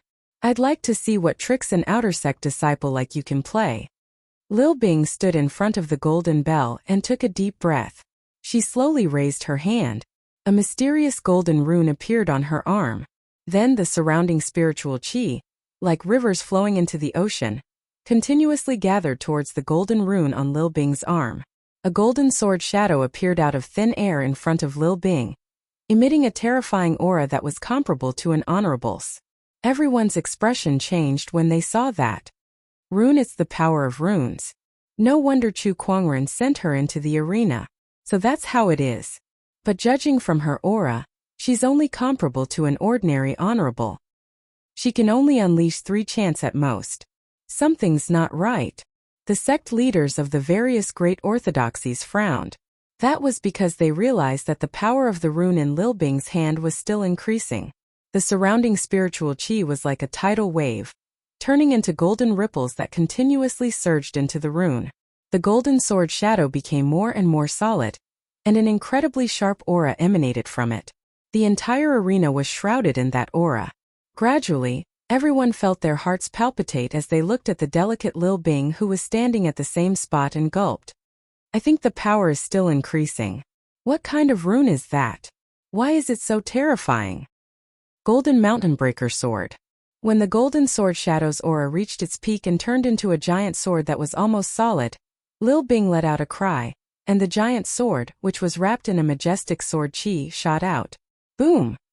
The giant sword directly landed on the golden bell, and a horrifying sound erupted. Everyone could only see the golden bell being blasted away, and it kept ringing in midair. 1, 2, 3, 4, 5, 6, 7. When the 12th bell rang, the golden bell fell from midair and smashed onto the ground. When the last bell rang, it set off billowing smoke and dust that engulfed half of the arena. 13 bell rings. Everyone could only feel their minds buzzing as they looked at Lil Bing, who was standing at the same spot in disbelief. Is she really an outer sect disciple? That attack is even more terrifying than an honorable supreme. I think it's at least as powerful as a boundary sage. Oh my god, is she really an outer sect disciple? Is the Black Heaven sect messing with us? The Thunder Falcon tribe, Linghu clan, Tempest Mountain, Sky Emperor Palace, Heaven Cord sect, and other sage orthodoxy sect leaders and sky prides were all staring at Lil Bing. They could not imagine that this little handmaiden, who seemed to have never seen much of the world, could actually burst out such a terrifying power. 13 bell rings meant 13 points. Adding that to Nangong Huang's original 6 points, that was a total of 19 points. What kind of concept was that? After all, the other orthodoxy's best result was only 11 points, whereas the Black Heaven sect was sitting on 19 points. They had left the other orthodoxies far behind in the first round. Sect leader, since when did Lil Bing become so terrifying? Nangong Huang gulped and said. Other than Chu Kuangren, no one else in the arena could withstand that attack. Lil Bing has a Sage Grade rune on her. The only reason she has such power is because of that Sage Grade rune. However, this technique takes a long time to charge up, so it's not as terrifying as you think. Chu Kuangren smiled. The Golden Mountain Breaker Sword was the strongest technique of the Golden Rune, but its weakness was that it took a long time to charge up. This was especially true for Lil Bing's current cultivation level. In a real battle, by the time she was ready, her enemies would be able to kill her several times over. Meanwhile, the Sky Prides and sect leaders of the other orthodoxies had also noticed this and secretly breathed a sigh of relief. If Lil Bing could use that technique as she pleased, it would be too disadvantageous for them. No wonder Chu Kuangren let her fight. Striking the golden bell isn't a real battle, and since it won't move, it's perfect for her to unleash the full potential of that technique. The sect leaders and Sky Prides of the orthodoxies thought to themselves. With that, the first round had ended. The Black Heaven sect had taken first place with an absolute advantage of 19 points. Chapter 284. Lil Bing had shocked everyone with a single Sage Grade rune. When she returned, the group of Taoists quickly surrounded her and showered her with compliments, leaving Lil Bing at a loss. Lil Bing, you did well. Chu Kuangren smiled. Thank you for the compliment, master. I did what I should. You must have used up a lot of energy after using the Golden Mountain Shattering Sword. Go and rest for a while, Chu Kuangren said. All right. Next was the second segment of the group stage. Above the arena, a gigantic pagoda appeared out of thin air. Then an image appeared in front of everyone. In the image, there were many ferocious-looking beasts roaring, and the entire tower was filled with violent ferocious qi. Chu Kuangren noticed that the beasts in the image varied in strength, and their bodies were formed from spiritual qi, similar to his sword qi clones. They were probably the product of some restrictive spell. This pagoda is called the Beast Summoner Pagoda. Inside the pagoda, there are 100 beasts formed by a spell that gathers spiritual energy. These beasts are divided into 4 levels, namely the Battle Monarch, Honorable, and Supreme Honorable. The orthodoxies in each group will pick 2 geniuses, and they will take turns to enter the beast summoning tower with the geniuses of the other orthodoxies. Defeating a Battle Monarch beast will earn you 1 point, an Honorable beast will earn you 2 points, an Honorable beast will earn you 4 points, and a Supreme Honorable beast will earn you 10 points. As for the order of entering the Beast Summoner Pagoda, it will be decided by drawing lots. Before entering, you can choose the number of beasts you wish to challenge. Each person can only enter the Beast Summoner Pagoda 3 times. The 13th prefect said. Then the orthodoxies from Group A started first. The crowd watched as the Sky Prides from each orthodoxy entered the Beast Summoner Pagoda one after another to fight the beasts and earn points. This segment was terrifying. Among the 100 beasts, there were 60 Battle Monarchs, 35 Honorables, 4 Honorables and 1 Supreme Honorable. Most of the Taoists from the Sage Orthodoxies were only at the Paradise Realm and Battle Monarch Realm. They might not even be able to defeat the lowest level beasts in the Beast Summoner Pagoda. Only the young emperors from the Sage Orthodoxies who had the combat strength of Honorables or Honorables could achieve good results in the Beast Summoner Pagoda. Look what a powerful force. F***ck me. That's the young emperor of the Overlord Sage tribe, Chong Tian, the most promising Sky Pride to become an emperor. He's so strong. The Venerable One can't even last one move against him. Cries of surprise suddenly rang out from the crowd. In the image of the Beast Summoning Tower, there was an arrogant young man dressed in a green robe killing everything in his path. Every punch and every kick had the power to shake mountains and rivers. Purple energy surrounded his body, flowing with a terrifying and domineering Taoist rhyme. Once a Battle Monarch or even a Venerable Realm beast was hit by it, it would immediately turn into spirit qi and dissipate. Even a supreme being would not be able to withstand more than a few moves from him. This fellow's strength is terrifying. Nangong Huang said solemnly. This man is rumored to possess 3 primordial emperor's essences, the most promising one to become an emperor, the overlord sage tribe's genius Chong Tian. I heard that this person also has the rare purple blood tyrant body of the tyrant body clan. This is the rumored supreme Tao body. Murong Xian added on. Upon hearing that, Chu Kuangren's interest was piqued. He watched Chong Tian's battle with a strange expression on his face. That's it? That's it. This is the most promising sky pride to become an emperor. Forget it, I must be asking for too much.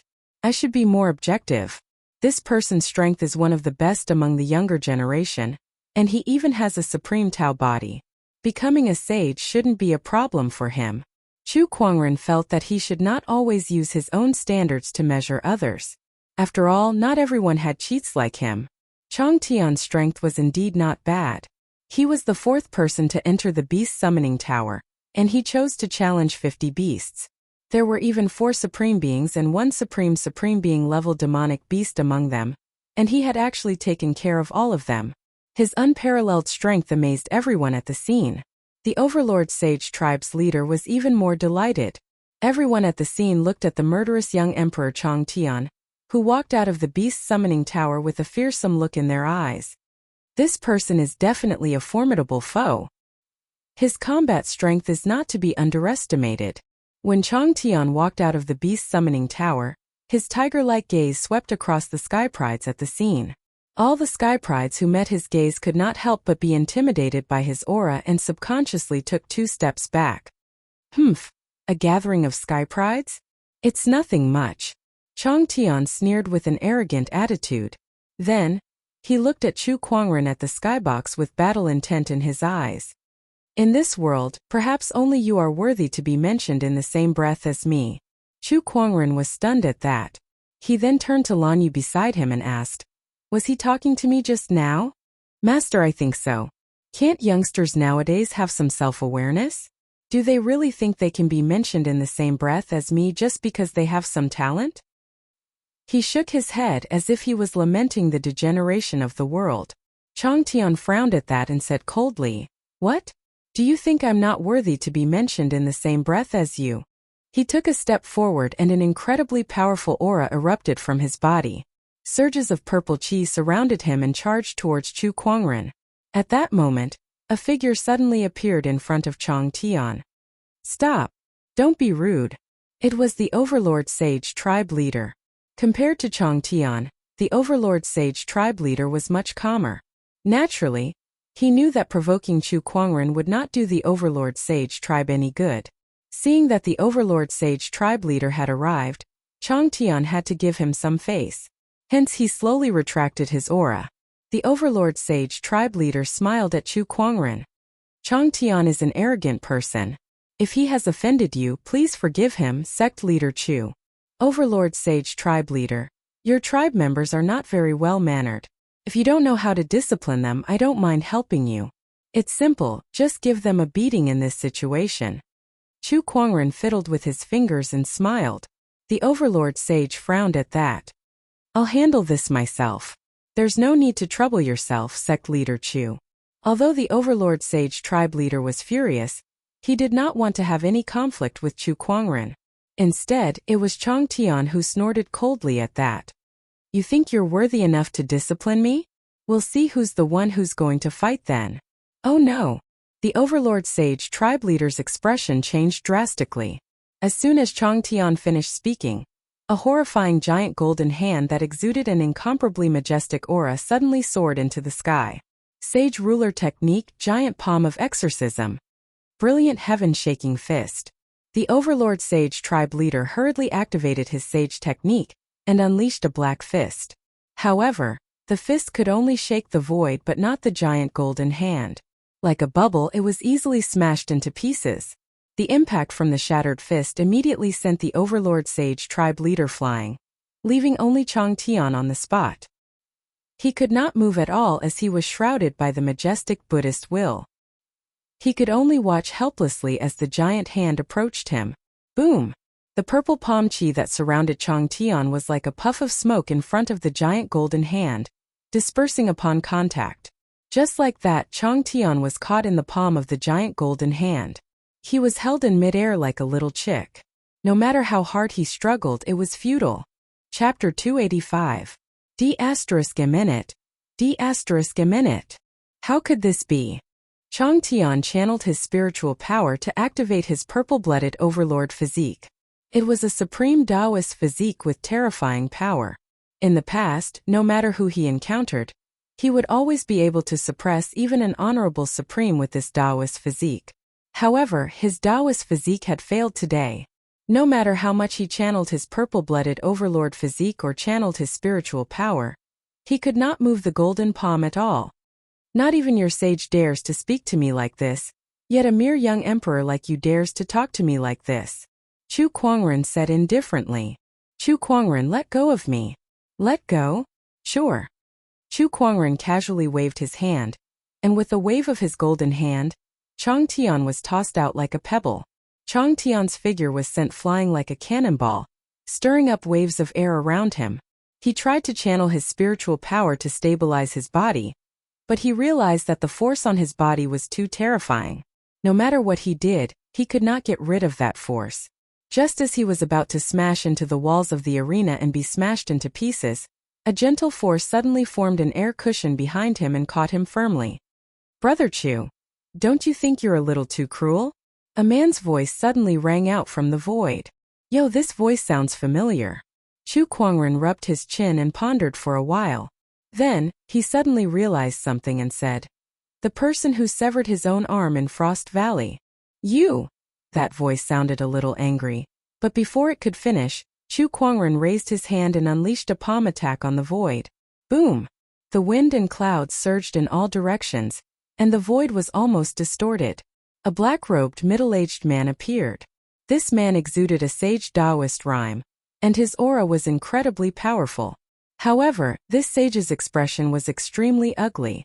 This man was the Overlord Sage tribe sage who was forced by Chu Kuangren to sever his own arm in Frost Valley, Grey Grill Sage. Grey Grill Sage stared at Chu Kuangren and said, Chu Kuangren, don't you think you're being a little too overbearing by attacking without a word? You're talking to me in such a secretive manner. I should be the one asking you if you have any respect for me. Chu Kuangren said coldly. Hearing this, the Grey Grill Sage was speechless. He believed that if he dared to say no, Chu Kuangren would not let the matter rest so easily. Thinking back to the time when he was forced to cut off one of his arms in the clear Frost Valley, the arm that he had painstakingly reattached could not help but ache dully. Chu Kuangren, this is the first city, and the competition is still ongoing. How about we both take a step back and let this matter rest? What do you say? The Grey Grill Sage had no choice but to give in to Chu Kuangren since his young emperor was being tortured and forced to show himself. However, the Grey Grill Sage still did not want to clash with Chu Kuangren, so he could only give in. Fellow Taoist Chu, you still have to compete. Please stop. The 3 referees of the hegemony tournament also started to persuade him. It's not that I'm unreasonable, but as the Black Heaven sect leader, I can't just ignore the fact that a junior has offended me, can I? Chu Kuangren said slowly. Everyone looked at the sky. Everything started because he provoked Chu Kuangren. Now, it was up to him to make Chu Kuangren stop. Chang Tian's expression kept changing, and he was so angry that his face twitched. Give in to Chu Kuangren and continue with the competition. A real man knows when to yield. Don't ruin the big picture just because of a moment of anger. The Grey Grill Sage's voice echoed in Chang Tian's ears. He took a deep breath and said, Fellow Taoist Chu. What did you just call me? Chu Kuangren said indifferently. The word fellow Taoist is used to describe cultivators of the same level. Are you and I equal in status? In the face of Chu Kuangren's aggressiveness, the Grey Grill Sage could only suppress his anger. Sect leader Chu, I apologize for offending you just now. Please forgive my recklessness, Sect leader Chu. You put it nicely, but deep down you probably want to cut me into 1,000 pieces. But that's fine, you can only think about it in your heart. Chu Kuangren smiled and then ignored the Grey Grill Sage. Seeing that the matter was over, the crowd heaved a sigh of relief. If Chu Kuangren really wanted to cause trouble, Unless all the sages behind the orthodoxies joined forces, who could stop him? Alright, let the competition continue. The 13th prefect said. The crowd had yet to recover from the shock. The strength that Chu Kuangren had shown them was too terrifying. A casual move from him was enough to crush the strongest young emperor of the overlord sage tribe. Even the sages were forced to show themselves, yet they could not do anything to him. Who will be the leader of the Sky Prides? There's a Kuangren in the black heaven. I thought this comment was too exaggerated, but now it seems that it's not exaggerated at all. In fact, I can even say that this comment is too low. Young Emperor Chang Tian is the strongest young emperor, yet he couldn't even withstand a single move from Chu Kuangren. Chu Kuangren has completely surpassed the scope of a Sky Pride. He's a monster. This era is destined to belong to him. The audience was in a heated discussion. Even the battles between the Sky Prides were no longer interesting to watch. No matter how outstanding these Sky Prides were, compared to Chu Kuangren, all of them paled in comparison. Everyone stared at Chu Kuangren in awe. Lady Snowflake from the Heaven Court sect, Jing Yan from the Sky Emperor Palace, and the other heavenly geniuses were even more impressed. This is what a true Sky Pride should be like. Chu Kuangren is truly a dragon among men. Sigh, I was a little angry when he rejected my invitation to play the guqin with him the other day. It seems that I've overstepped my bounds. Sect leader Chu, you're really impressive. But it's a shame that you can't participate in this championship. Otherwise, the Black Heaven sect would have been crowned the champion. The Overlord tribe leader snorted coldly. What he meant was that since Chu Kuangren did not participate in this championship, the rest of the Black Heaven sect was nothing to be afraid of. After that, he turned around and left without waiting for Chu Kuangren's reply. Nangong Huang, Murong Xian and the others frowned. We've been underestimated. Murong Xian rubbed his chin and said to Chu Kuangren, Sect leader, let me go later. I can't wait any longer. Alright then. The Beast Summoner Tower needs 2 people. Besides Murong Xian, does anyone else want to go? Nangong Huang was just about to speak. I'll go. A cold voice was heard. Everyone looked at Lan Yu with a shocked expression. Chu Kuangren was surprised too. Lan Yu, you want to go? Yes. Lan Yu nodded. Alright, go ahead then. Chu Kuangren did not reject her. When the few sage orthodoxies from Group A had completed the Beast Summoner Tower segment, the Beast Summoner Tower flashed and another 100 beasts appeared. It was now the orthodoxies from Group B's turn soon. The members from Group A, B, and C had completed the Beast Summoner Tower segment. Among the 3 groups, the orthodoxies with the most points were the Overlord Sage Tribe, Tempest Mountain, and Sky Emperor Palace. Now may the people from Group D come up to draw their lots. Chapter 286. Sect leader will head up first then. Murong Xian said. He and Lan Yu arrived at the arena together. As soon as they saw Lan Yu, everyone's eyes flashed with surprise. It's her, young Emperor Lan Yu. Chu Kuangren's follower, she's here. Wait, is she a Black Heaven sect disciple too? One of the orthodoxy sect leaders questioned. Chu Kuangren glanced at him. Can't I? Do you need me to show you the Black Heaven sect's disciple roster? That won't be necessary. That orthodoxy sect leader said awkwardly. Lan Yu had always been by Chu Kuangren's side and had never joined any forces, so it was not wrong to say that she was a Black Heaven sect disciple. Lan Yu, why do you want to fight all of a sudden? Murong Xian asked curiously. Lan Yu had always been by Chu Kuangren's side and had never initiated a fight. Murong Xian had only seen her fight a few times in the past few years in Black Heaven sect. To be honest, Chang Tian's words made me uncomfortable. Lan Yu looked in the direction of the Overlord Sage tribe. A cold glint flashed across her eyes. What right does Chang Tian have to be mentioned in the same breath as Master? How dare he provoke Master? Is it because he killed more beasts in the Beast Summoner Tower than the others? I want to let him know that I can defeat him without Master's help. Besides, if Black Heaven sect wins first place, I'm sure Master, as the sect leader, will be happy. Murong Xian came to a realization. To put it bluntly, it was all for the sect leader. When the 2 arrived at the arena, the 5 sage orthodoxies, 8 Wind Palace, Thunder Falcon Tribe, Linghu Clan, Heaven Cord Sect, and Dawa School of Dedication, had also sent their representatives. Everyone began to draw lots from a box. After you've drawn your lots, take turns to enter the Beast Summoner Tower according to the number in your hand. Remember, if you can't hold on any longer, crush the number in your hand. Otherwise, the beasts will not stop attacking unless you kill all the beasts, the 13th prefect said. Everyone looked at the bead in their hand. Besides the number in it, there was also a faint Taoist rhyme. It was a transportation mechanism designed to protect the Sky Prides. Once the Sky Prides could no longer hold on in the Beast Summoner Tower, they could crush the bead and be transported out. Lan Yu, I'm number 6. What's your number? I am number 1, Lan Yu said calmly as she held the bead. Murong Xian was a little surprised. Then you're in luck. If you're in number 1, you'll be the first to enter. At this time there will be plenty of Battle King level beasts. With your strength you'll be able to kill a few more and earn more points.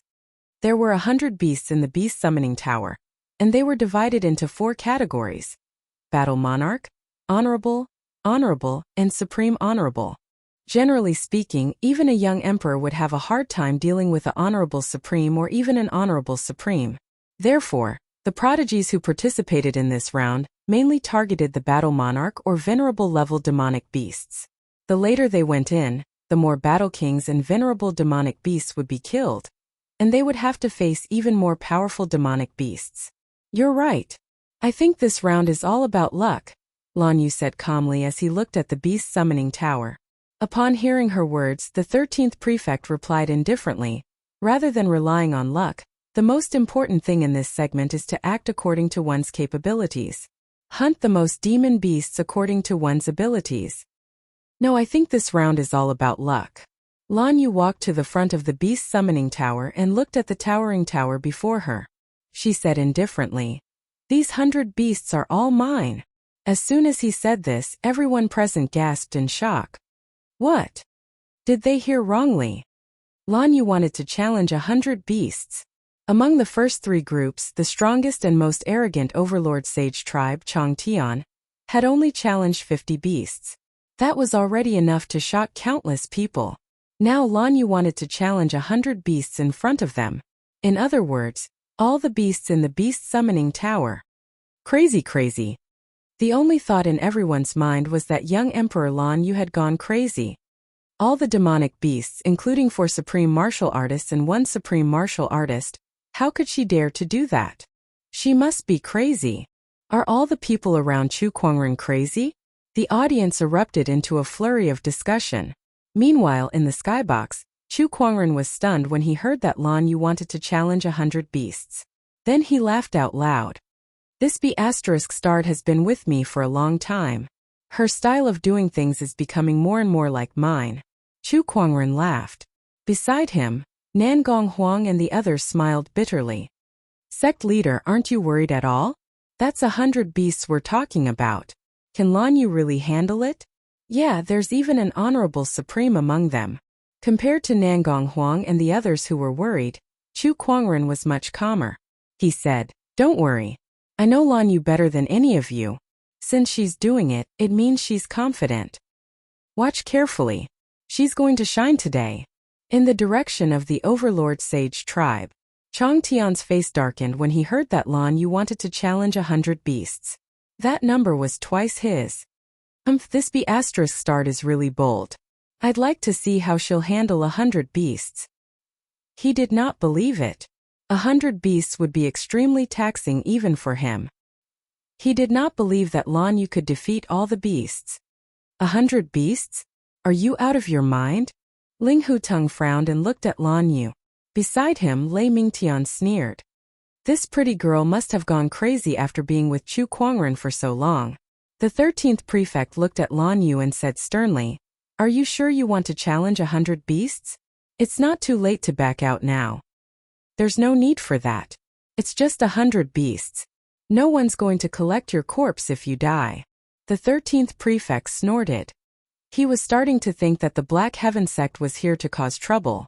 In the previous round, the Black Heaven sect sent an outer sect disciple to participate, and now Lan Yu wanted to challenge 100 beasts.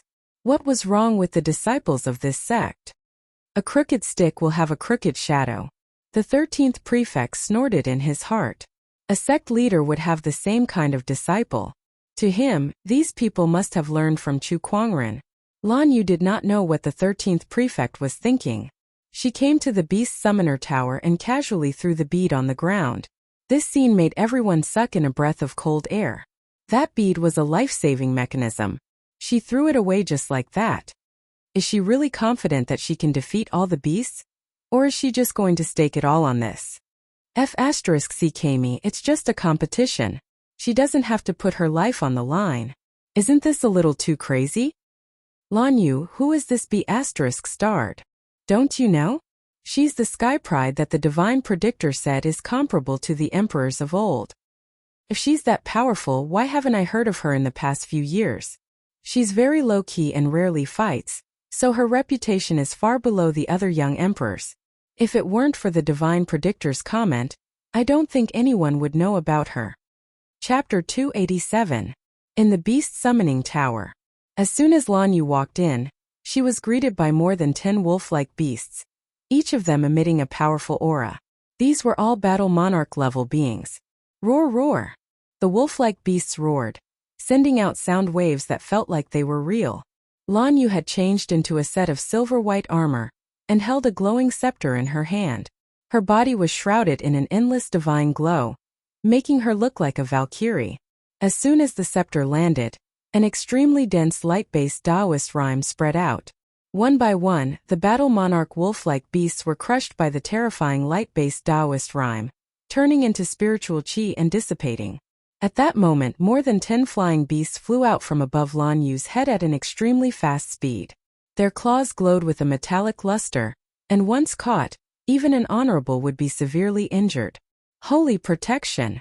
Lan Yu's scepter landed, and a white barrier enveloped her. The flying beast's claws landed on the barrier, but were unable to damage it at all. They were all sent flying away, circling above Lan Yu's head. The space within the tower was extremely large. From the outside it looked to be only about 300 meters wide, but the space within was extremely vast. At least, the flying beasts were already thousands of meters above Lan Yu's head. Humph! Lan Yu scoffed, and a pair of pure white wings spread out from her shoulder blades. With a flap of her wings, she flew towards the flying beasts. She swung the scepter in her hand like a club, and every strike contained a majestic amount of spiritual energy and Taoist rhyme that could split mountains. Once the flying beasts were hit, they would be easily crushed. On top of that, Lan Yu was extremely fast, much faster than the flying beasts. In no time at all, she had taken care of all the beasts in the sky. On the ground, the strange-looking beasts roared at Lan Yu, and a series of energy attacks were fired at her. There were wind blades, fireballs, and even frost. Lan Yu blocked all the attacks with her white barrier, then aimed her scepter at the beasts on the ground. Divine Rain of Light. Lan Yu said calmly. A majestic light-based Taoist rhyme and spiritual energy gathered at the tip of the scepter, forming a huge white ball of light. Countless white light beams shot out like raindrops, sweeping all the demonic beasts in the tower from all directions. One by one, the demonic beasts turned into specks of light and disappeared. In just a short while, there were only a few battle monarch demonic beasts left. Outside the Yao summoning tower, countless spectators stared at Lan Yu, who was clad in armor and wielding a scepter on the screen. Their faces were filled with disbelief and shock. So powerful! This young Emperor Lan Yu is so strong. Some of the Taoists from the sage orthodoxies also had serious expressions on their faces. The Combat King Realm demonic beasts are more or less settled, but the Honorable Realm, and even Supreme Honorable Realm demonic beasts are the most difficult ones to deal with. It's still too difficult to defeat 100 demonic beasts. That's right. A Battle King and a Venerable are two different concepts, and they are even more different from a Supreme and a Supreme.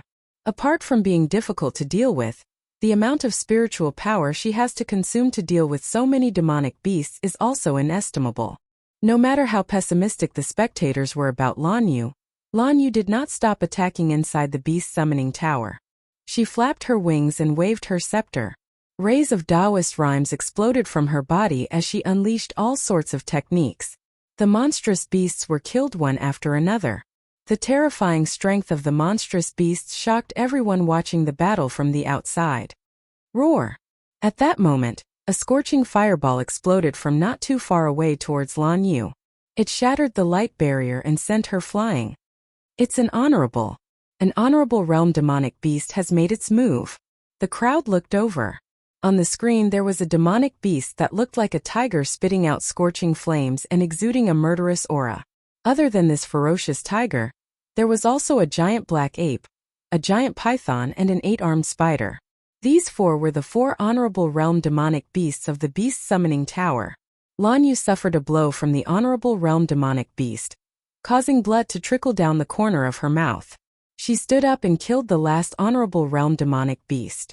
There were only 5 demonic beasts left in the beast summoning tower, and these 5 demonic beasts were the most terrifying existences in the entire tower. Roar! The black ape was the first to reach Lan Yu. It clasped its hands together and slammed them down on Lan Yu like a heavy hammer. Lan Yu did not dodge. Instead, she raised her left hand and Taoist rhymes gathered in front of her, turning into a white shield with mysterious runes carved on it. This shield's defense was much stronger than the light barrier from before. When the giant ape's attack landed on the shield, not only did it not hurt Lan Yu, it even screamed in pain. White flames burst out of the shield and engulfed the giant ape in the blink of an eye, burning it into a cloud of spiritual energy. Burning light. Lan Yu's eyes turned cold as the shield in her hand dissipated. A large amount of white flames gathered in front of her, and turned into 3 dazzling white fireballs that shot towards the remaining 3 honorable realm demonic beasts. The 3 white demonic beasts did not back down and attacked. However, they were still weaker and were burned to ashes by the white flames. The crowd in the beast summoning tower was shocked. What a terrifying technique to be able to instantly kill 3 honorable realm demonic beasts.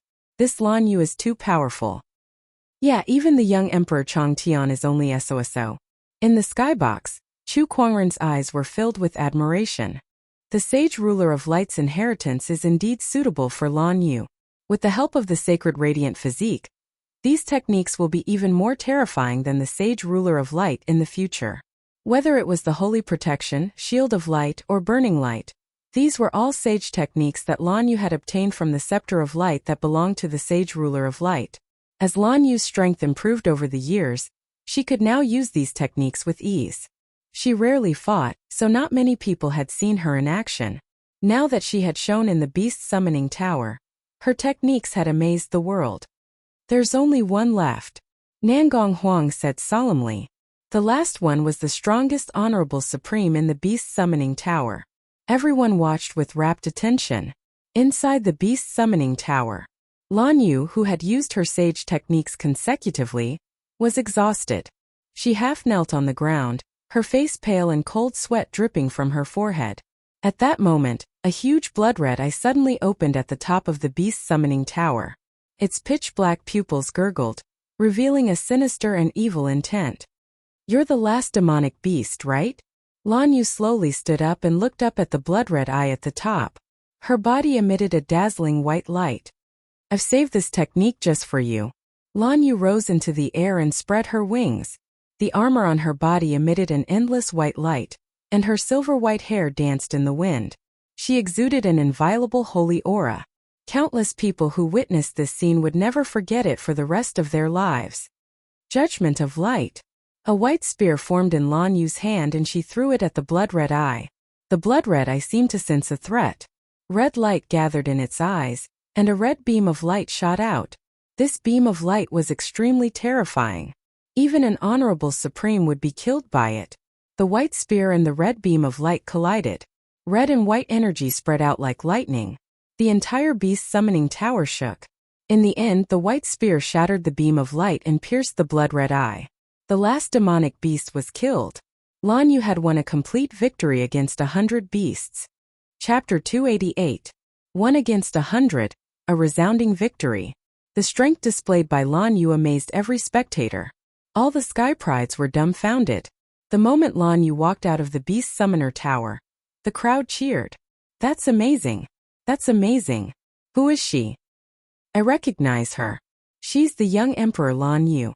She was once praised by the divine predictor as a peerless beauty who could rival the emperors of old. This strength is really terrifying. My God, she's so strong. Everyone looked at the silhouette in the gorgeous silver armor. Their eyes filled with amazement, infatuation, excitement, worship, and other emotions. At that moment, Lan Yu was the center of attention. Lan Yu walked out of the beast summoning tower and walked to the Overlord Sage tribe's camp under the dumbfounded gaze of the crowd of sky prides. She lifted her head to look at the Overlord Sage tribe's patriarch, Chang Tian, and the others who wore a gloomy expression on their faces. The Black Heaven sect will win. She did not say much, but her conviction was unwavering. Upon hearing Lan Yu's words, Chang Tian could not help but say, "We don't know who will win yet. Don't jump to conclusions too early. Then let's wait and see." Lan Yu turned around and walked back to the Black Heaven sect. Murong Xian, who was behind her, wanted to cry but had no tears. Why didn't I get a chance to fight again? He wanted to fight in the first round, but Lil Bing beat him to it. In this round he finally had the chance to fight, but before he could show off his skills, Lan Yu had single-handedly finished the battle. However, compared to him, the people from the other orthodoxies were even more dumbfounded. They did not know what to say. They felt like they were only there to be a backdrop. Lan Yu had single-handedly finished off all the beasts before they even fought. What was the point of continuing? They might as well just raise the white flag and surrender. What the hell is this? She killed all the beasts. How are we supposed to fight then? The people from the other orthodoxies looked at the judges. The three prefects were also caught off guard by this situation. They looked at each other and began to discuss. After a while, the 11th prefect announced, "The second round has ended. The Black Heaven sect has obtained 156 points. The other orthodoxies have 0 points. All the other orthodoxies were dissatisfied. Why? We haven't even entered the Beast Summoner Tower. Yeah, why did you get 0 points? The 11th prefect continued. There will be a total of 100 demon beasts for everyone to challenge in the second round. Once the 100 demon beasts are exhausted, or everyone has used up the number of times they can enter the Beast Summoning Tower, this round will be considered over. Now the Black Heaven sect has eliminated all the beasts. According to the rules, this round has come to an end. Please go back and prepare for the next round." The 11th prefect felt rather helpless as he said this. When they were designing this segment, they had never imagined that someone would be able to fight 1 against 100. This was simply too crazy. The people from the other orthodoxies were still dissatisfied, but they had nothing to say. What could they say? Was it because Lan Yu was too strong and didn't give them any chances? Really is as she said. This is a segment that tests one's luck. Heaven Cord Sex Lady Snowdrift said as she looked at Lan Yu's back. It was precisely because Lan Yu had drawn first place that she was able to achieve such a frightening result. If she had drawn someone slightly lower in the order, the other orthodoxies would not have had to suffer so much. He's in the lead with 19 points in the first round. He has 156 points in the second round. Hey, are you kidding me? This Black Heaven sect is too domineering. Even if the other members of Group Delta add up their points, they still can't match up to the Black Heaven sect. All hail the Black Heaven sect. Some people could not help but be shocked when they noticed the huge difference in points. The entire audience cheered for the Black Heaven sect's strength. The other orthodoxies, on the other hand, did not look too good. The Black Heaven sect's performance was too domineering. They had accumulated such a terrifying number of points in just 2 rounds. With an absolute advantage, they were far ahead of all the orthodoxies present. I thought that without Chu Kuangren, the rest of the Black Heaven sect would not be a threat. But it seems like we've been too careless. Just Lan Yu alone is enough for us to handle. We must give it our all in the next round. By the time the first 2 rounds ended, the sky was already dark. Hence, the third round was scheduled for the next day. Since the third round was a challenge tournament, most of the sky prides from the various orthodoxies were studying their opponents that night. Among them, most sky prides were studying Lan Yu. The strength that she had displayed in the Beast Summoner Tower was too terrifying. If they did not have a plan to deal with that kind of combat strength, none of the sky prides in this championship had the confidence to defeat her. However, no matter how much they studied her, the strength that Lan Yu had displayed still made most of the sky prides feel a deep sense of helplessness. The Holy Radiant physique is a supreme Taoist physique. Coupled with those sage techniques that are extremely compatible with her, she's practically invincible. It's too difficult to defeat her. I can only hope that I don't encounter her tomorrow. Inside the Black Heaven sect's residence, Chu Kuangren had summoned Nangong Huang, Murong Xian, and the others. Sect leader, is there anything I can help you with? Nangong Huang asked without beating around the bush. The challenge tournament is tomorrow. I have some information about the Sky Prides in Group 4. Take a look. He took out a jade scroll and handed it over. Nangong Huang took it curiously and read through it. Information about the Sky Prides flooded into his mind, including their cultivation level, cultivation techniques, strengths and weaknesses, weapons, and so on. It was very detailed. Sect leader, where did you get this from? Even the orthodoxies of these Sky Prides might not have such detailed information. After all, which Sky Prides did not have a trump card up their sleeves? They had never revealed this trump card even to their closest friends. However, it was all within Chu Kuangren's grasp now. Don't worry about where I got it from. With this information, it'll be easier for you guys to deal with tomorrow. Take your time to study it. Chu Kuangren said. Where did this information come from? Of course, he was the one who saw it. With his eye of revelation activated, there was no way that these Sky Prides information could hide from him. With this information in hand, Nangong Huang and the others had a clear understanding of their opponents. Their chances of winning had greatly increased. Congratulations, host. You've drawn the Starlight Grade technique, 9 Deaths Blazing Blood Art. When he woke up in the morning, he happily drew a prize. Chu Kuangren had drawn a Starlight Grade cultivation technique. 9 Deaths Blazing Blood Art? Why does this sound so familiar? Chu Kuangren murmured. Then, he suddenly remembered that he had read about this kind of cultivation method in the ancient books. Rumor had it that this technique was created by a sage more than 10,000 years ago. It could burn one's blood primordial to increase one's combat strength. It was said that the sage's wife was killed by a great sage. In order to take revenge, he did not hesitate to create this technique. Later on, he used this technique and successfully killed a great sage with the strength of an ordinary sage. That was how terrifying this technique was. However, this technique used one's own blood primordial as the price. Hence, once it was used up, one's lifespan would be greatly reduced. In the worst-case scenario, one's blood primordial would be depleted, and one would die on the spot. Chapter 289. The 9 Deaths Blazing Blood Art is a great technique. Chu Kuangren's eyes lit up as he recalled the records of the 9 Deaths Blazing Blood Art. The 9 Deaths Blazing Blood Art was a taboo technique for ordinary cultivators, but it was a great help to him. Burning one's life force? The other cultivators' expressions changed at the mention of it, but to Chu Kuangren, who had the immortal body, it was a piece of cake. He could burn it however he wanted.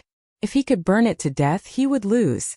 Without another word, Chu Kuangren immediately extracted the technique and absorbed a large amount of the profound knowledge related to this technique in an instant.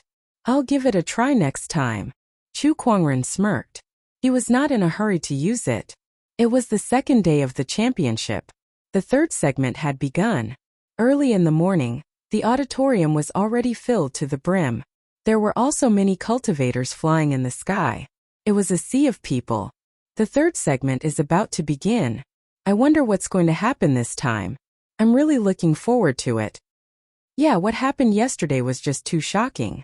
Especially young Emperor Lan Yu's performance, it was just too amazing. The third segment is the arena battle. It'll be a real competition between the Sky Prides.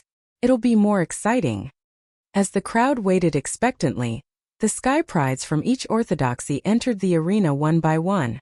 The Black Heaven sect was one of them. As soon as they entered the arena, many people started chanting Lan Yu's name. It was obvious that Lan Yu had gained a large number of fans the day before after defeating 100 people on her own. Lan Yu, you're famous now. Chu Kuangren teased. Lan Yu remained calm. She did not care. She would become famous sooner or later as long as she stayed by Chu Kuangren's side.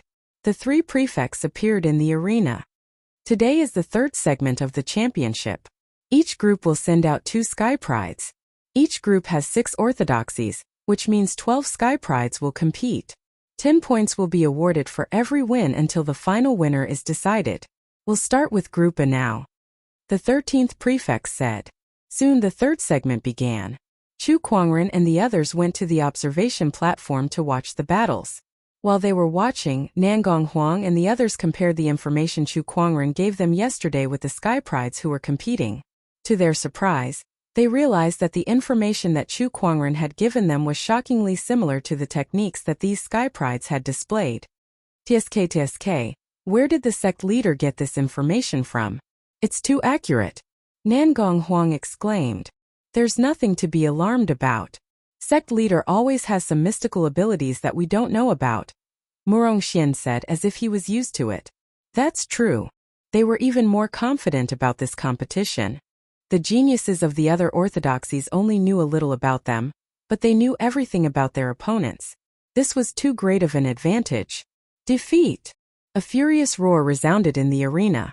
Chang Tian threw a punch, and a violent purple force immediately poured out.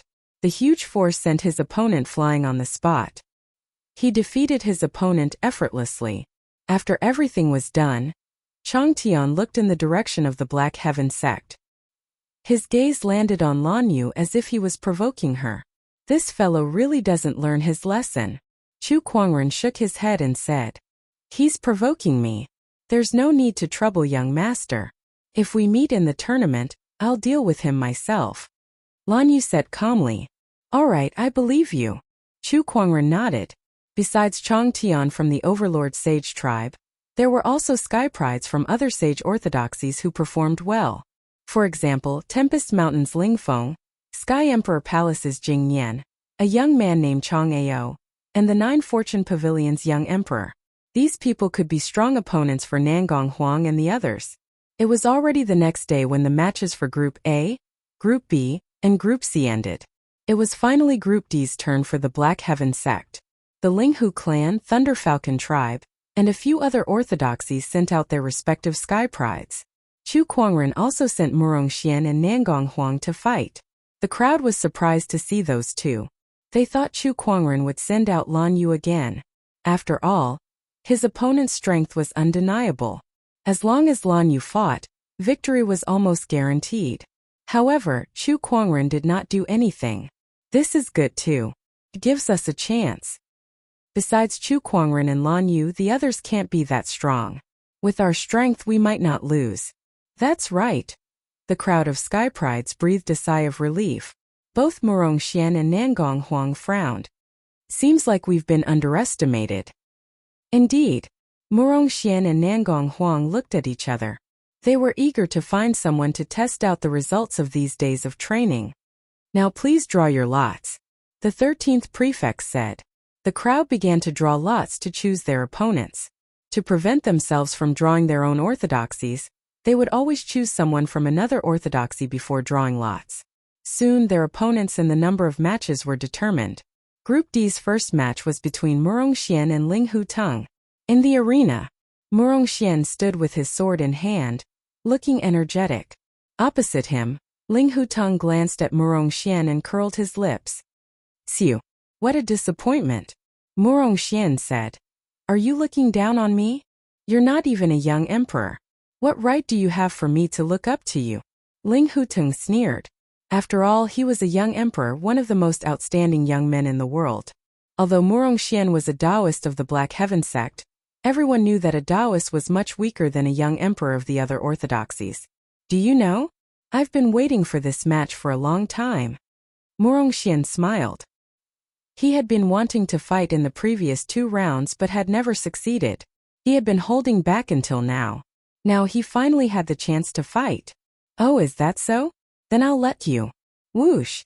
Before Linghu Teng could finish his sentence, Murong Xian, who was right in front of him, had already disappeared. When Murong Xian reappeared, he was already in front of Linghu Teng. His speed was so fast that Linghu Teng could not help but narrow his eyes. So fast. Linghu Teng channeled the spiritual energy in his body into the longsword in his hand. A mysterious Taoist rhyme filled the air as he swung his sword. A violent sword chi poured out like a tornado. Murong Xian seemed to have seen through his movements. Before he swung his sword, he had already leaped into the air, dodged the attack and appeared behind him. Oh no! Linghu Teng's expression changed. The power of his sword was very strong. However, every time he used it, his body would freeze for a moment due to the impact of the spiritual energy in his body. Compared to the power of his sword technique, this momentary paralysis was something that not many people would notice in a battle. However, it was as if Murongxian had been waiting for him to make his move. After dodging the attack, he appeared behind Ling Hutong and took advantage of the momentary paralysis to quickly attack. Scorching and explosive sword chi instantly erupted. Boom, boom, boom. The majestic sword chi continuously attacked Ling Hutong's body. In an instant he was sent flying and crashed into a wall far away. "I'm going to kill you!" Ling Hutong roared in anger. When his body recovered from the paralysis, he was about to counterattack. However, he saw 6 huge fireballs above Murongxian's head, looking extremely imposing. Divine Nine Suns technique, 6 Suns slash. 6 huge fireballs wrapped in sword chi shot out, smashing into Ling Hutong's body one after another. When everything had dissipated, Ling Hutong's entire body was charred black as he lay on the ground. His eyes had rolled back and he had fainted. Chapter 290. Young Emperor, that's it? Murongxian was shocked to see Ling Hutong lying on the ground. He thought it would be a tough battle, but he did not expect the young emperor to be defeated so easily. That's it? He thought about it and came to a realization. It was not that Ling Hutong was weak. There was a reason why Ling Hutong lost so quickly. Firstly, Ling Hutong underestimated him. Secondly, with Chu Kuangren's help, Murongxian knew Ling Hutong's strength like the back of his hand. Thirdly, Murongxian had improved so much in the past few days that his strength was almost on par with Ling Hutong's. When two people had similar strength, one underestimated his opponent, while the other attacked with full force.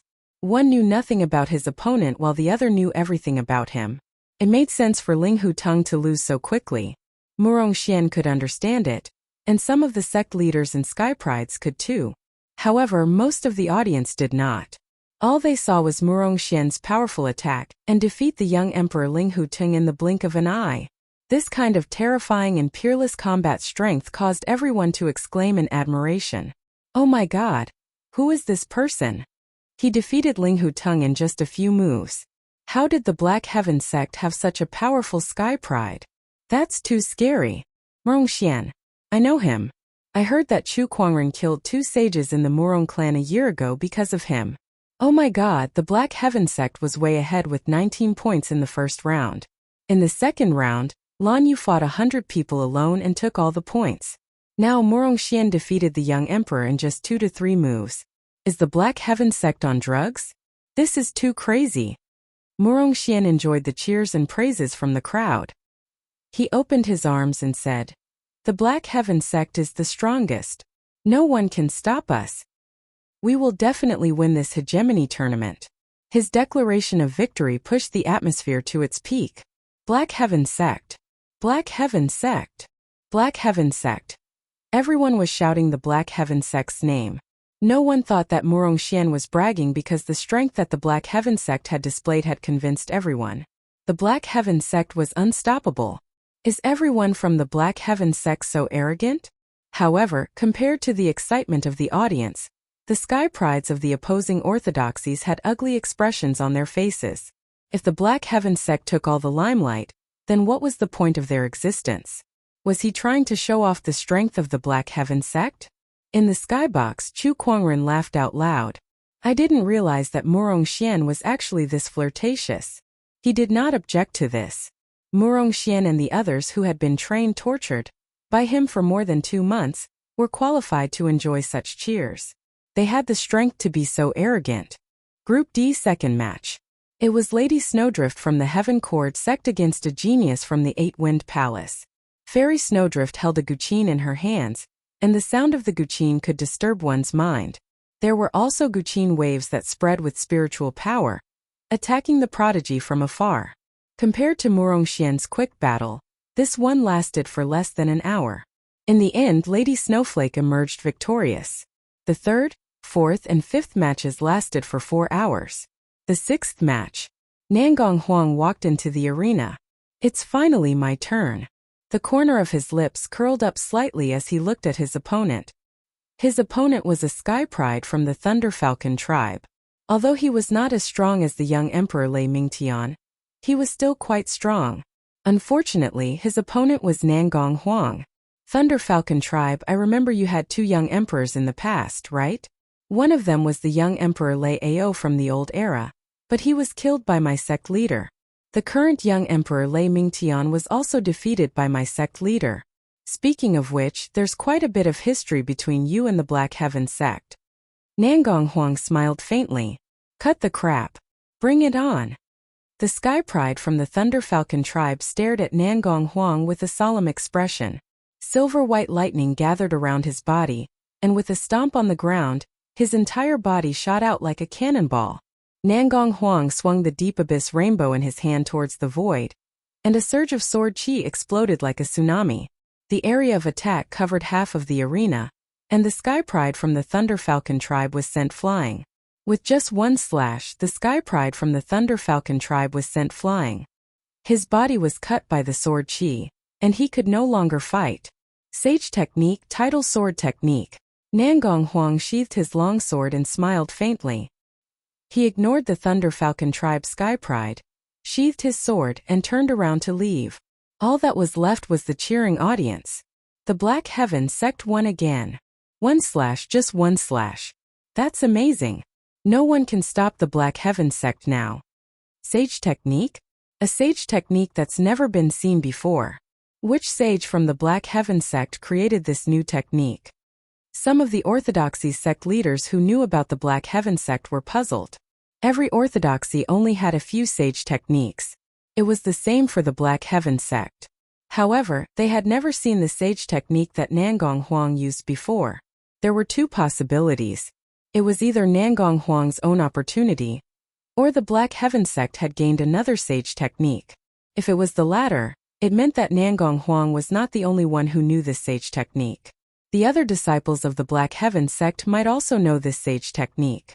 At that thought, the sect leaders of several orthodoxies narrowed their eyes.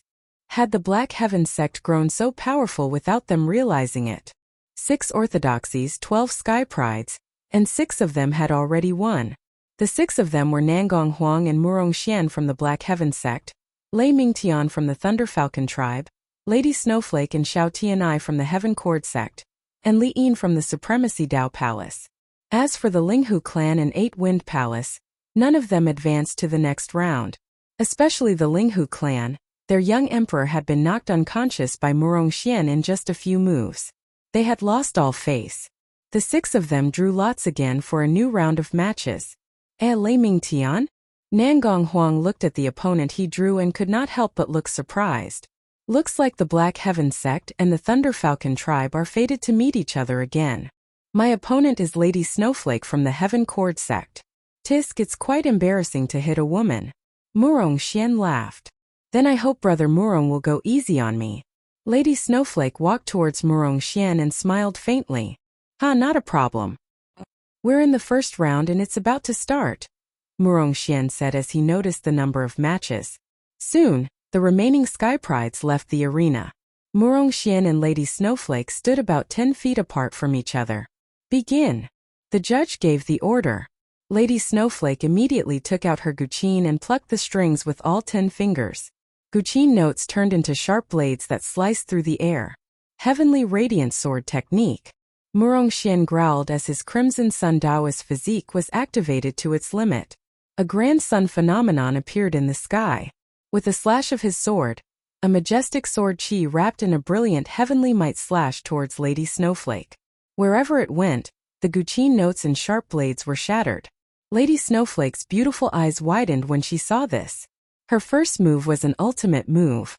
Is this what you mean by going easy on me? Chapter 291. Lady Snowflake was dumbfounded. However, the sword chi was already approaching her. The terrifying power made her heart palpitate uncontrollably. She plucked the strings of her fingers and a terrifying guqin sound erupted. Ripples appeared in the void as the guqin sound mixed with sharp blades attempted to block Murong Xian's sword chi. However, it was futile. In the end, Lady Snowflake was sent flying by the sword chi. Her clothes were torn apart by the sword chi, revealing large patches of her snow-white skin. The male cultivators at the scene could not help but cry out in excitement. Lady Snowflake was extremely embarrassed. She took out a cloak from her yin and yang ring and draped it over her body to cover her exposed skin. I've lost this match. Lady Snowflake quickly calmed herself down and said.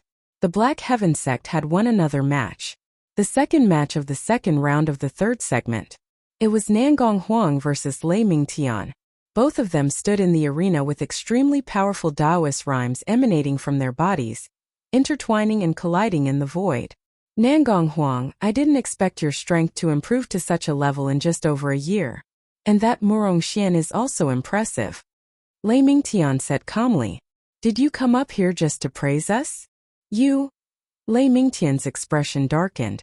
The tallest tree in the forest will be destroyed by the wind. Do you people from the Black Heaven sect really think that no one can stop you? In any case, it won't be you. Nangong Huang took out the saint-level deep pool rainbow, and the sword-based Taoist rhymes on his body rose rapidly. Soon it overpowered Lei Mingtian. Lei Mingtian's expression changed and he attacked first. As he punched out, a violent force of lightning poured out. Tidal sword technique. Nangong Huang attacked and his sword chi whistled like a tidal wave. The collision of the two forces caused the ground of the entire arena to tremble. Sand and stones were blown by the wind and dust billowed. The crowd could only see two silhouettes constantly intertwining and colliding with each other in the sandstorm. Each time they collided, a terrifying shockwave would be created. The force of the collision caused the void to tremble. Boom! At that moment, a silhouette was sent flying out of the dust. Lei Mingtian was slammed into the wall. There was a sword mark from his shoulder to his waist that almost cut him in half. How did Nangong Huang improve so quickly? What have they experienced in the past year? Lei Mingtian was in disbelief. In the smoke and dust, Nangong Huang slowly walked out. He held the deep abyss rainbow in his hand as sword chi danced around his body. The young emperor of the Thunder Falcon tribe? He can't even compare to a clone of the sect master. He was sincere in his words. To others, Lei Mingtian was a powerful young emperor. However, compared to Chu Kuangren, he was not even comparable to a sword chi clone. Sounds absurd, but it is true.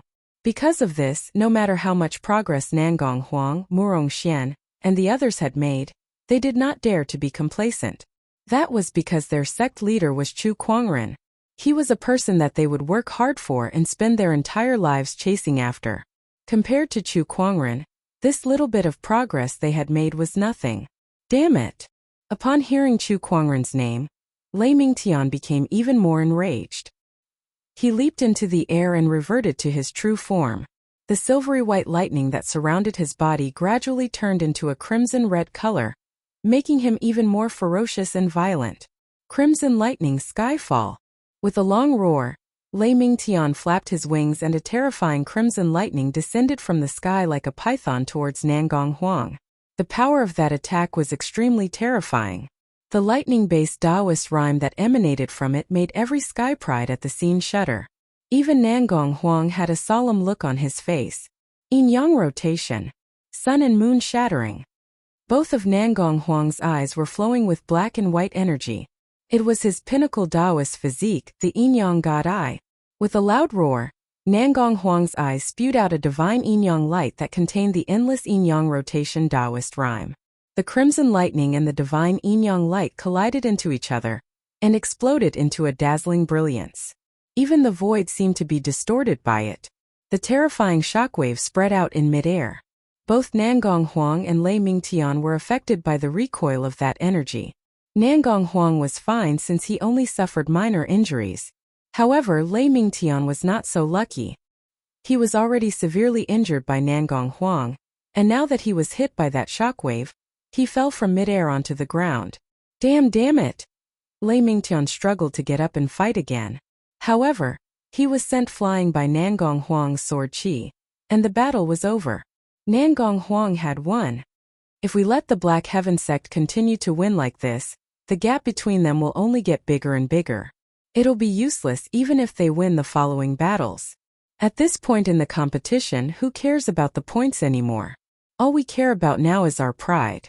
If we let the Black Heaven sect continue to be so arrogant, our orthodoxies will become a laughing stock. That's right. Even if we can't win, we should at least let the Black Heaven sect have a taste of defeat. The Sky Prides and sect leaders of all the orthodoxies looked at the Black Heaven sect with fear and unwillingness in their eyes. This was especially so for the members of Group Delta. They knew that it would be very difficult for them to stand out in the group stage at this point. The Black Heaven sect was too strong. However, they should at least make them lose once, right? If they allowed the Black Heaven sect to continue like this, wouldn't it make them look too useless as sage orthodoxies? The third match of the second round. It was Xiao Tianai from Heaven Cord sect versus Li Yin from Taoist School of Dedication. One of them was a current young emperor, while the other was an ancient Sky Pride who was one of the 10 heroes. Both of them were engaged in an extremely intense battle. Black Emperor Indestructible Physique. Li Yin activated a unique technique that turned his body pitch black and indestructible. He forcefully withstood Xiao Tianai's zither wave attack and arrived in front of him, defeating him with a single punch. What technique is that? So powerful. Some of the Sky Prides were shocked. I've heard of it before. That's the Black Emperor Indestructible Physique. It's a body-tempering secret technique of Taoist School of Dedication that can turn one's body into a piece of godly metal. It's so powerful that it can even withstand an Honorable Supreme's attack. The sect leader of Heaven Cord sect said. Then he sighed helplessly. 2 Sky Prides from Heaven Cord sect had advanced to the second round, but unfortunately, neither of them made it to the third round. Meanwhile, 2 people from Black Heaven sect had advanced to the second round as well. However, the result was the complete opposite. Both of them advanced to the third round. Now it's the third round. Since there are 3 people, one of them will have to draw lots. The remaining 2 will fight against each other, and the one who wins will fight against the other to determine the final winner. The 13th prefect said. He took out a box and the 3 of them drew lots. It'd be great if Li Yin had a bye. That way, the 2 from Black Heaven sect could fight each other and he could advance to the final round.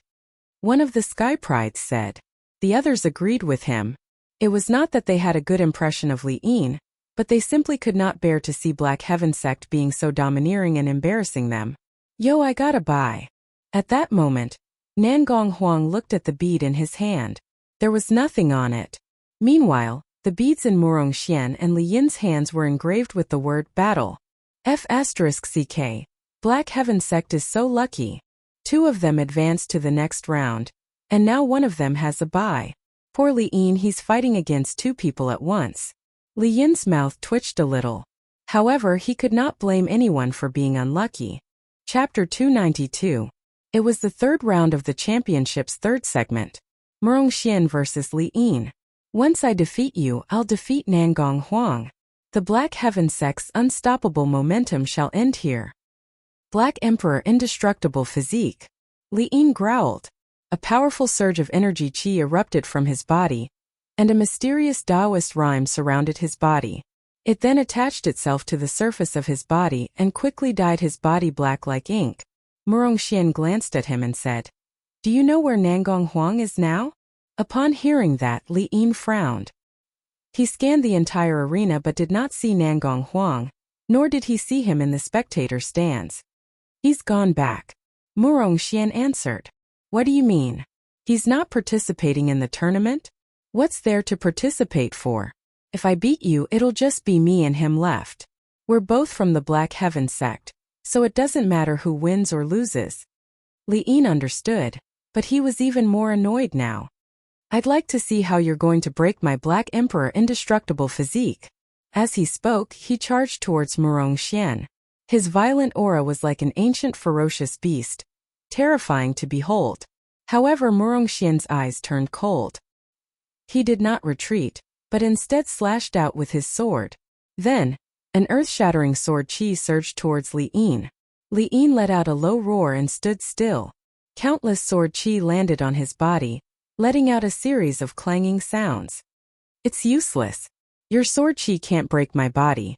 You can't beat me, Li Yin said loudly. In fact, this earth-shattering sword qi could not hurt him at all.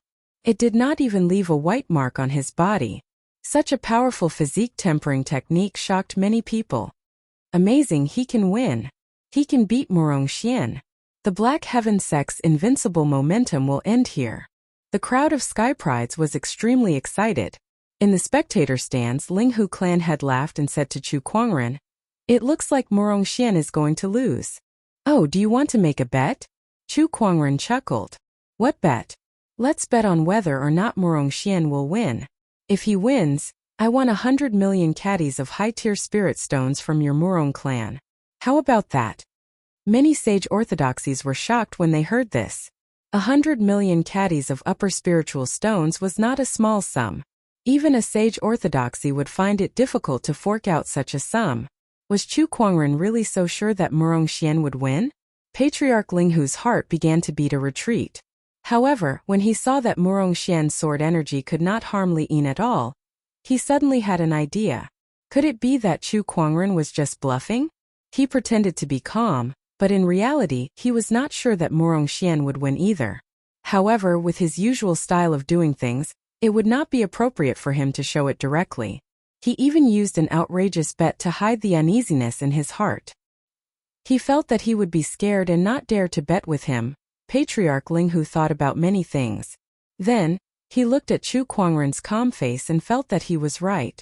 If Chu Kuangren really thought that Murongxian could win, then he should have shown an appropriate amount of uneasiness to trick Patriarch Linghu into betting with him. However, he was so calm, which meant that he was feeling uneasy and was pretending to be calm to scare Patriarch Linghu off so that he would not dare to bet with him. What a cunning Chu Kuangren! Meanwhile, Chu Kuangren had no idea that Patriarch Linghu had gone through a brainstorm in that short period of time. All he saw was Patriarch Linghu laughing and saying, "Chu Kuangren, do you really think I'm scared? I'll bet with you. However, if Murongxian loses, I don't want any soul stones. All I want is the descendant self-sword on your waist." Chu Kuangren raised an eyebrow. "You want my descendant self-sword with just 100 million soul stones? You're really shameless." After all, the descendant self-sword had fused with the sword soul and possessed a complete spiritual consciousness. It was almost foreseeable that it would become an emperor weapon in the future. Not to mention 100 million soul stones, even 1 billion soul stones would not be enough. "Why are you afraid?" "There's nothing to be afraid of. It's a deal then." Chu Kuangren chuckled. At his words, the descendant self-sword trembled a little as if it was a little displeased that Chu Kuangren was using it as a gambling chip. "Don't worry, he won't win." Chu Kuangren placed his hand on the sword's hilt and comforted it for a while. Compared to his calmness, Patriarch Linghu was anxious. Chu Kuangren had agreed so readily. Was he really sure that Murongxian would win? Was his previous speculation wrong? "I'd like to bet with Brother Chu as well." At that moment, a voice came from the void. It was a white-robed elder who had spoken. Everyone looked at him. That elder's surname was Hong, and he was the Sky Emperor Palace Lord. "Oh, even the Sky Emperor Palace is here to join in the fun. I don't think I've had any dealings with you guys," Chu Kuangren said. I'm just a gambler. I couldn't help myself when I heard someone talking about gambling. Please forgive me, Brother Chu." The Sky Emperor Palace Lord chuckled. "It's all right. Since Palace Lord Hong is so interested, I won't reject you. What would you like to bet on, Palace Lord Hong?" "I'll bet on whether Murongxian will win. If he loses, I want that little bird on your shoulder." At that, the crowd could not help but look at Lil Red, who was perched on Chu Kuangren's shoulder. They were curious as to why the Sky Emperor Palace wanted that bird. Then someone thought of something and his eyes narrowed. "Don't tell me that's the godly phoenix." The crowd was in an uproar when they heard that. Rumor had it that the godly phoenix had acknowledged Chu Kuangren as its master. A bird that was valued by the Sky Emperor Palace was naturally extraordinary. It was most likely the godly phoenix. "You want to bet on the godly phoenix? Do you have what it takes?" Chu Kuangren said indifferently. 1 billion top-tier soul stones and 2 sage weapons." The Sky Emperor Palace Lord said something shocking. Compared to Patriarch Linghu, his bet was much bigger. Even if it was a sage orthodoxy, if they suddenly lost 1 billion kilograms of spirit stones and 2 sage artifacts, it would definitely be a huge blow to them. Only a top-notch sage orthodoxy like the Sky Emperor Palace would dare to make such a bet. If it were any other sage orthodoxy, they would have to think twice even if the bet was reduced by half. "That's not enough. I want all of the Sky Emperor Palace's cultivation techniques unconditionally. Do you agree?" All right. The Sky Emperor Palace Lord gritted his teeth and agreed. Very well. Is there anyone else who wants to bet with me? The other sage orthodoxies looked at each other. They glanced at Murongxian Li Yin, and then at the Sky Emperor Palace Lord. Seeing that he dared to bet with Chu Kuangren, it seemed like he had a high chance of winning. I'll bet 300 million top-tier soulstones with Brother Chu. If Murongxian loses, I want the Black Heaven Sect's sage techniques. I don't need many, just 3 will do. The Daoist School of Dedication sect leader said. He had great confidence in Li Yin. He knew how terrifying the Black Emperor indestructible physique was, and he was certain that Murongxian would not win. Deal, Chu Kuangren said. I'll bet 2. If Murongxian wins, the Overlord Sage tribe will give you 200 million top-tier soulstones. If he loses, I want your elusive mirage.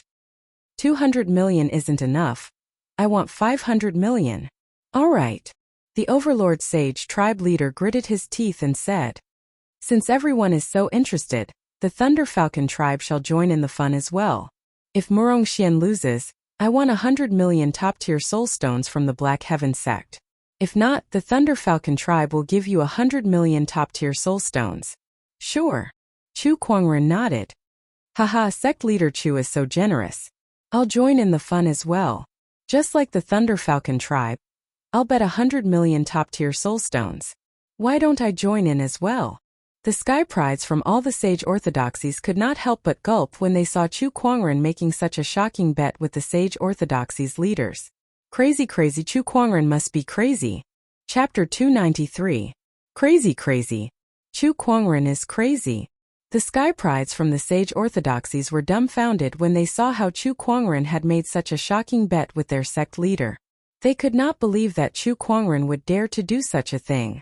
Out of the 24 sage orthodoxies present, 15 of them had made a shocking bet with Chu Kuangren.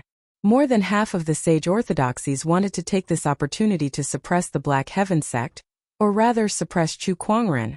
This was because the Black Heaven sect's strength had made them feel threatened. Oh my God, if the Black Heaven sect loses, I'm afraid it won't just be a matter of breaking their bones. They'll be heavily injured. This is crazy. This Chu Kuangren is crazy. Where does he get his confidence from? At that moment, the 13th prefect, who was one of the judges, came before Chu Kuangren and smiled. I'd like to make a bet with Brother Chu as well. Oh, a judge wants to make a bet too. Heh, I'll bet 100 million top-tier soulstones with my name. What do you think? The 13th prefect smiled. To him, Murongxian was bound to lose, so there was no reason for him to let go of such a great opportunity to make a fortune. 100 million top-tier soulstones was almost all he had in the past few years, but he felt that he would definitely win. He had read some records about the Black Emperor indestructible physique, so he knew how powerful it was. There was no way he would lose to Murongxian. Sure. Chu Kuangren nodded. All right. The 13th prefect was delighted. He returned to the judge's booth, but the 11th and 12th prefects looked at him with displeasure. 13th prefect, as a judge, I'm afraid you'll be criticized by others for being too reckless. The 11th prefect said. It's no big deal. I'm making a bet as an individual so it doesn't conflict with me being a judge. The 2 prefects frowned, but they did not say anything else. Everyone was watching the situation in the arena. Now, this battle was no longer just between Murongxian and Li Yin. It involved the shocking bet of more than 10 orthodoxies. Fortunately, the 2 of them had been fighting all this time and didn't know about the bet. Otherwise, who knew how scared they would be? In the skybox, compared to Chu Kuangren's composure, Qin Wushuang, Junyi, and the others were much more anxious as they stared at the arena. Murongxian, you must win. Junyi put her palms together as if she was praying. Chu Kuangren laughed and said, Is there a need to be so nervous? Oh, my sect leader, do you know how much you just gambled with these orthodoxies? Putting aside the Kuan Wu sword, Godly Phoenix, Mirage, and Sage techniques, just the superior grade spirit stones alone are worth 2 billion. Junyi said with 2 trembling fingers. She could not imagine how chaotic the Black Heaven sect would be if they lost. It's only 2 billion. It's just. Junyi and the others stared at Chu Kuangren with widened eyes. Nothing more? Just hearing this number made their legs tremble in fear. Why was the sect leader still so calm and unperturbed? Should he say that he was truly worthy of being the sect leader? The few of them looked at each other helplessly. They could only pray that Murongxian would win this match. Not far away, the sect leaders who gambled with Chu Kuangren were discussing among themselves. The Linghu clan head said to the Taoist School of Dedication sect leader, "Brother, Li Yin is a disciple of your sect. Do you think he can win?" "He can." The Taoist School of Dedication sect leader laughed and said, "The Black Emperor Indestructible Physique is an extremely terrifying sage ruler technique. Once it's cast, even someone who's a realm higher than Li Yin can't break it." "That's right." The Sky Emperor Palace Lord nodded. "I've read about this sage ruler technique in the archives.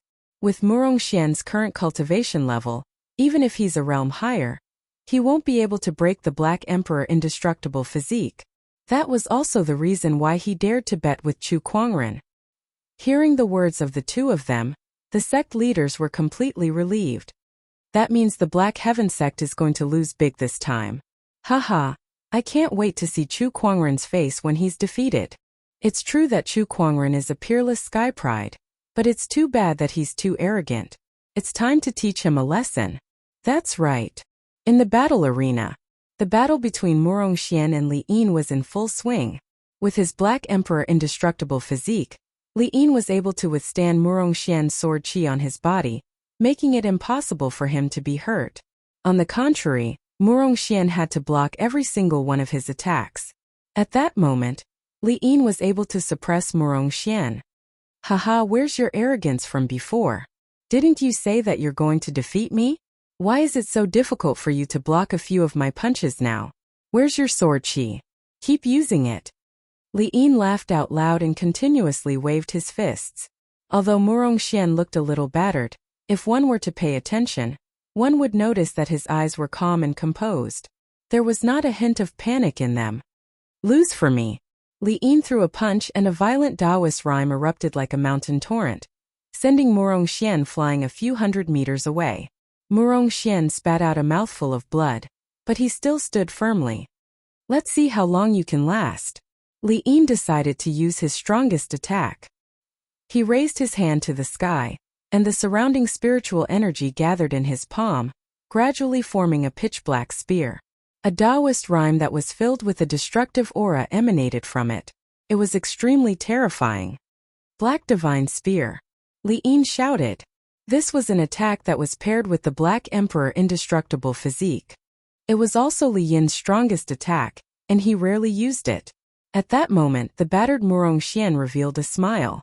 "This is what I've been waiting for." Murongxian's figure flashed, and he took a step forward, displaying an extremely fast movement technique. In the blink of an eye, he had traveled a few hundred meters and raised his hand to slash at Li Yin's armpit. With a clang, sparks flew everywhere. The originally indestructible Black Empress' indestructible body actually began to crack under this sword strike, and it instantly collapsed. Even the strongest attack that Li Yin had prepared could not be unleashed due to the destruction of the Black Emperor Indestructible Physique. In just an instant, the tables had turned. "You're the one who's going to lose." Murongxian swung his sword, and a majestic sword qi enveloped Li Yin, severely injuring him who had lost the Black Emperor Indestructible Physique. With that one attack, Li Yin's aura became extremely weak, and he fell to the ground. He looked at Murongxian in disbelief. How did you see through my Achilles heel?" "I don't know either, but someone told me." Murongxian chuckled. The person he was referring to was none other than Chu Kuangren. Chu Kuangren had already given Murongxian and the others detailed information about all the sky prides present, including Li Yin's weaknesses. Murongxian seemed to be at a disadvantage, but everything was going according to his plan. He was just waiting for Li Yin to reveal an opening so that he could defeat him. Impossible. How can the Black Emperor Indestructible Physique have an Achilles heel? The Sky Emperor Palace Lord exclaimed. The Taoist School of Dedication sect leader was also shocked. The complete Black Emperor Indestructible Physique has no Achilles heel. However, Li Yin has only cultivated the incomplete version, so this Achilles heel will appear when he uses the Black Divine Spear. At that moment, Chu Kuangren said. Then, He looked at the Sky Emperor Palace Lord and the others with a gentle smile. Everyone, please hand over your bets. Behind him, Qin Wushuang Junyi and the other Taoists also stared at the Sky Emperor Palace Lord, Linghu clan head, and the others with glowing eyes. At that moment there was only one thought in their minds. We've struck gold. Chapter 294. Chu Kuangren had long known that Li Yin's Black Emperor indestructible physique had a flaw, and he had also told Murong Xian and the others about it. This was also the reason why he dared to make this shocking bet. Based on the analysis of the Eye of Revelation, Murong Xian's chances of winning were as high as 90%. There was no reason for him to miss out on such an opportunity to amass wealth. That's impossible. Even if Li Yin had cultivated the incomplete invincible Black Emperor body. How did you know? The Sky Emperor Palace Lord shouted. You don't need to know that. Chu Kuangren said calmly. No matter how hard the Sky Emperor Palace Lord and the others racked their brains, they would never know that Chu Kuangren possessed a divine ability called the Eye of Revelation. Sect leader Zhao, Li Yin's Black Emperor indestructible body has a flaw. Why didn't you tell us? Someone questioned the sect leader of the Taoist School of Dedication. Li Yin was a disciple of Tao's School of Dedication. The headmaster of the Taoist of Dedication was furious. How would I know? Think about it. If you had such a flaw, would you tell anyone else? The person who questioned him was instantly speechless. Indeed, this kind of flaw, other than himself, had to be kept a secret even to those closest to him. How could he casually tell others? Then how did Chu Kuangren find out? There were still people who were puzzled. However, they had no choice but to face a problem. They owed Chu Kuangren a huge amount of gambling money. Damn it, damn it. My 100 million upper spiritual stones are gone just like that. You're only worth 100 million. I'm betting 300 million high-grade spirit stones with this guy. It's gone just like that. My heart hurts so much. All the sect masters of the orthodoxies had long faces, their hearts bleeding. Especially the Sky Emperor Palace Lord. His bet with Chu Kuangren was the biggest. In order to obtain the godly phoenix, he had bet 1 billion top-tier soul stones, 2 sage weapons, and even promised to give Chu Kuangren access to all of the Sky Emperor Palace's cultivation techniques. If it was fulfilled, the Sky Emperor Palace Lord felt a little dizzy. It was too terrifying. It was simply too terrifying. Those sage orthodoxies who did not bet with Chu Kuangren secretly heaved a sigh of relief, glad that they did not get involved. This Chu Kuangren was too strange. Under the circumstances where no one was optimistic about Murong Xian's chances, he had dared to make such a shocking bet with the orthodoxies. Most importantly, he had actually won. In the adjudicator's booth, the 13th prefect's face instantly turned pale. He had also bet 100 million top-tier soul stones with Chu Kuangren. After all, that was his entire savings over the years. Now he was going to hand everything over to Chu Kuangren. How could he endure this? Damn it, how did Li Yin lose? Why did he lose? The 13th prefect was so angry that his face was cramping. The other 2 prefects shook their heads and said nothing. He only had himself to blame. At the same time they were shocked. Chu Kuangren had struck gold this time. He's rich, he's rich. Chu Kuangren has struck gold this time. The Sky Emperor Palace alone bet 1 billion upper-grade spirit stones with him. The other orthodoxies also bet a few billion. Everyone looked at Chu Kuangren with envy, jealousy, and hatred. How much did you offer? Chu Kuangren looked at the Sky Emperor Palace Lord and the others with a faint smile. A total of 4.5 billion upper-grade soul stones. At that moment Junyi, who was standing behind Chu Kuangren, said with glowing eyes. When Chu Kuangren made the bet with the orthodoxies, she had already memorized all the numbers. Chu Kuangren looked at her approvingly before he looked at the crowd and said, "What are you waiting for? Do you want me to collect them myself?" Sect leader Chu, we can't fork out the 100 million upper-grade soul stones that we promised you at the moment. We only have 50 million here. Can you write an IOU for the rest? One of the orthodoxies asked. Sure. Chu Kuangren nodded. Sect leader, let me write it down for you. Junyi immediately took out a pen and paper and said excitedly. All right. The other orthodoxies also fulfilled their end of the bet. However, the bet was too big, and they did not have that many soul stones with them. Hence, they could only hand over a portion first and write an IOU for the rest. The Orthodoxy sect leaders looked terrible, especially the Sky Emperor Palace Lord and the Overlord Sage Tribe leader. Their hands were shaking when they wrote the IOU. This time they had suffered a huge loss. Everyone, I hope that the Black Heaven sect can collect the rest of the soul stones within a month. Otherwise, I'm sure none of you would want me to visit you personally, Chu Kuangren said. The crowd could not help but shiver at his words. Chu Kuangren would visit them personally? That was probably the thing that the sage orthodoxies feared the most. The incident with the Murong clan and the Shang clan was still fresh in their minds. Sect leader, there's still someone who hasn't paid up. Junyi, who was counting the bets, suddenly said. A cold glint flashed across Chu Kuangren's eyes as he swept his gaze across the orthodoxies. Oh, don't tell me there's still someone who wants to renege on the bet. I wonder who it is. Can you step forward and let me have a look? Sect leader, it's the 13th prefect. Junyi pointed at the 13th prefect at the adjudicator's booth. Even the adjudicator can't renege on the bet. Chu Kuangren's figure turned into a stream of light and arrived at the adjudicator's booth. The 13th prefect was shocked to see Chu Kuangren. He then smiled and said, Well, Brother Chu, you see, as a adjudicator, I shouldn't be involved in this matter. Do you think I can? No way. Chu Kuangren immediately interrupted him. 13th prefect just said that he would bet with me in his personal capacity. Why, now that you're the adjudicator, you want to renege on the bet? Brother Chu, you've already won so much. It doesn't matter if you win more or less. Do you really want to go this far? The 13th prefect retracted his smile and said in a deep voice. He had spent so many years accumulating these soul stones, and he was unwilling to give them to Chu Kuangren. Hey, it's fine if you don't want to give them to me. You can even exchange your life for it. Chu Kuangren chuckled and said. Chu Kuangren, don't you dare. Let's see if I dare or not. As soon as he said that, an incredibly cold sword-based Taoist rhyme instantly enveloped the entire adjudicator's booth.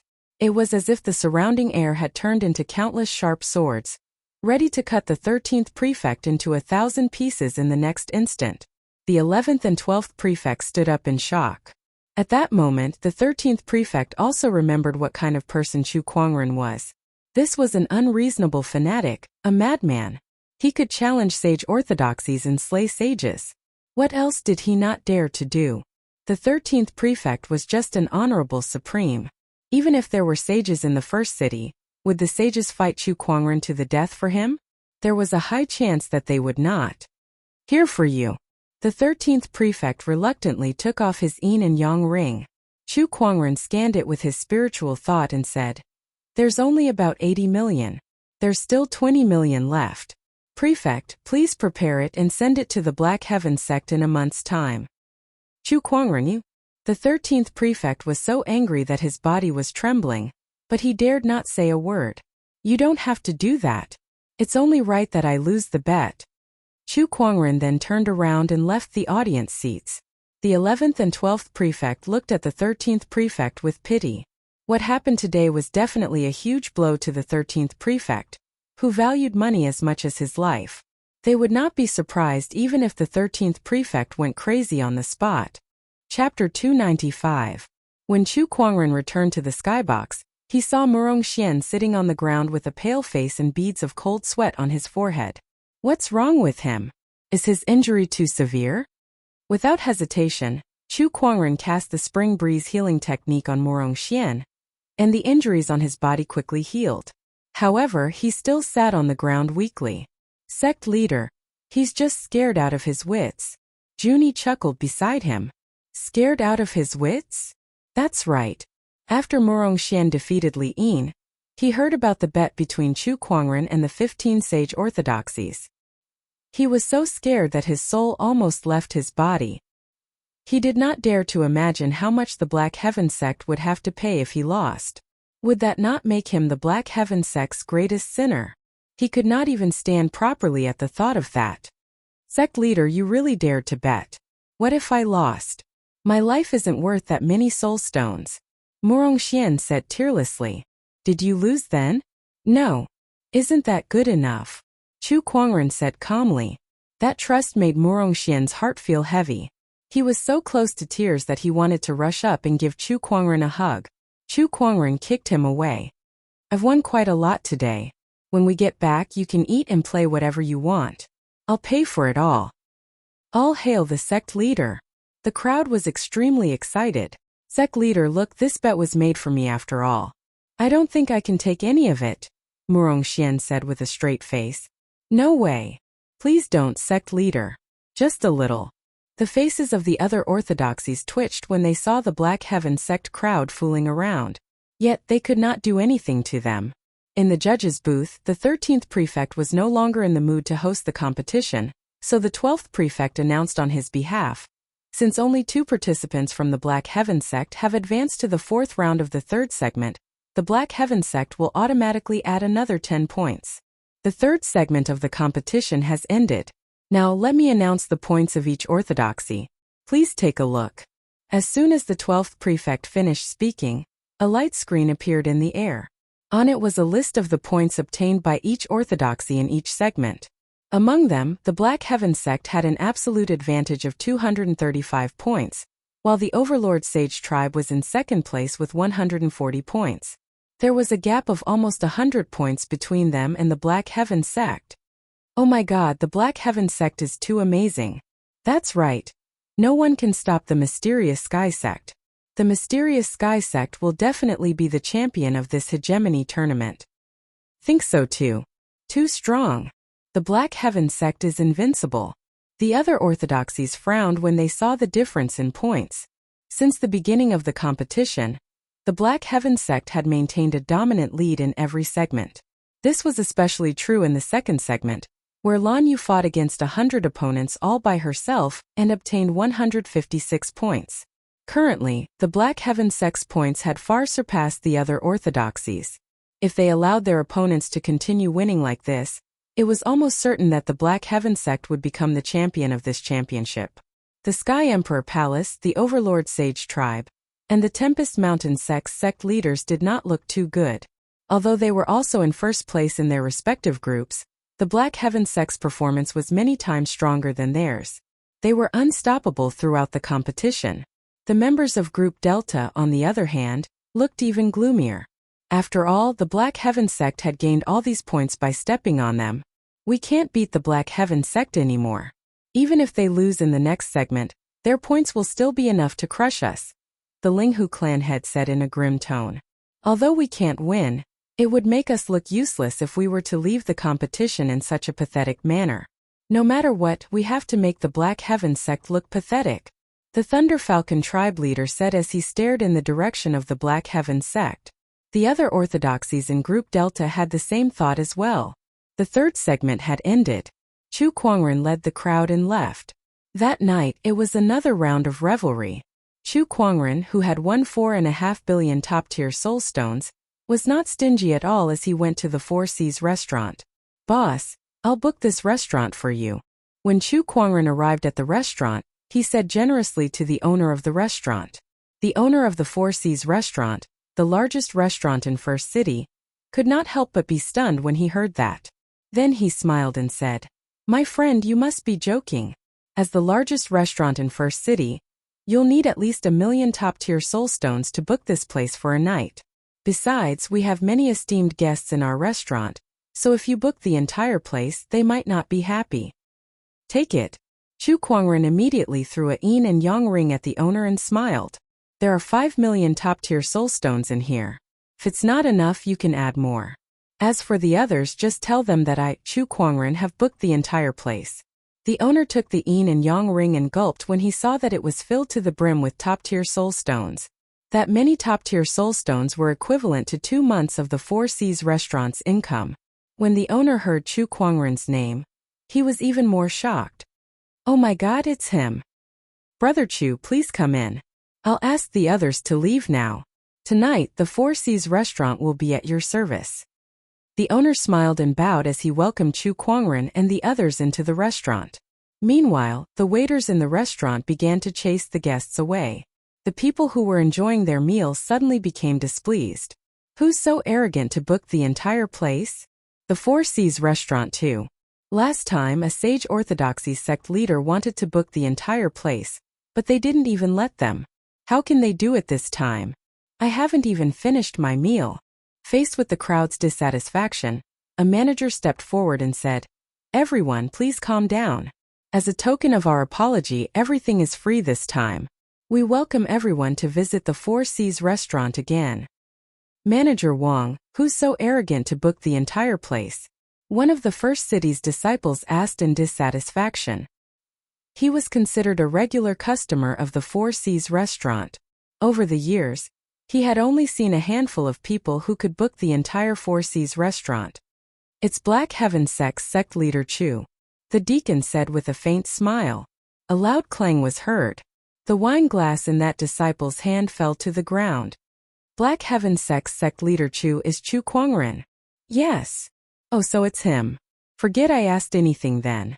I'll take my leave first," the disciple said with an embarrassed smile. When the others heard that it was Chu Kuangren who booked the entire place, they immediately calmed down. "Oh, it's sect leader Chu. Sect leader Chu is so generous." "That's right. He's indeed a sect leader. Since sect leader Chu has such an interest, we won't disturb him. We'll take our leave first." No one dared to object to Chu Kuangren booking the entire place. Even the top cultivator clans in the first city did not dare to act presumptuously upon hearing the name Chu Kuangren. "Time to go." Manager Wang sent the crowd out. Outside the restaurant, a few people walked towards them. Manager Wang walked up to them and said, "Everyone, I'm sorry. Our restaurant has been booked by sect leader Chu today, so we're not receiving any guests." Which sect leader Chu is so arrogant? These people were the sky prides from a few orthodoxies. They had lost in the competition today, and were planning to drink away their sorrows at the Four Seas restaurant. They did not expect that someone would book the entire place. Lei Mingtian could not help but frown in dissatisfaction. Beside him, Lady Snowflake's heart skipped a beat. "Sect leader Chu, the Black Heaven sect leader Chu." That's right. The Sky Prides felt even more aggrieved. Not only did they lose to Chu Kuangren, but they also wanted to drink away their sorrows when the entire restaurant was booked by Chu Kuangren. How could they live like this? Chapter 296. F***CK. The Black Heaven sect is too arrogant. Yeah, they're arrogant during the competition, and they'll be even more arrogant after the competition. No, I must find a way to teach them a lesson. Sigh, the Black Heaven sect is so powerful now. Who else has the ability to make them suffer? This is too difficult. There's still a way. At that moment, a cold smile appeared on Lei Mingtian's face. Everyone looked at him. "Come, let's talk somewhere else," Lei Mingtian said, and everyone left the Four Seas Inn. Sigh, the tallest tree in the forest will be destroyed by the wind. Chief Wang looked at Lei Mingtian and the others as they left, then looked at the Black Heaven sect members in the inn who were having a good time. He could not help but sigh. Inside the inn, all kinds of wine and delicacies were laid out on the table. Murong Xian and the others were beaming with joy. "Don't drink too much, we still have the competition tomorrow." Nangong Huang looked at everyone and said worriedly, "Haha, I'm happy." Murong Xian put down his wine jar and laughed. "Yeah, Nangong Huang, you left early so you didn't see the faces of those sect leaders today. They were as black as the bottom of a pot," Junie added. Hearing this, Nangong Huang was indeed a little regretful. Such an earth-shattering gamble was a once-in-a-lifetime opportunity. How could he miss it? "Let them drink, I have a hangover pill here." Chu Kuangren smiled at Nangong Huang.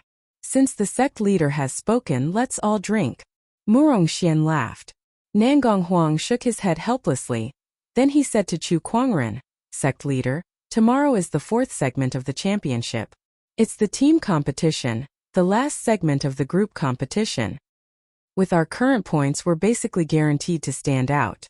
Under such circumstances, the other orthodoxies in Group Delta might do something out of line in order to save face." Chu Kuangren nodded slightly at Nangong Huang's words.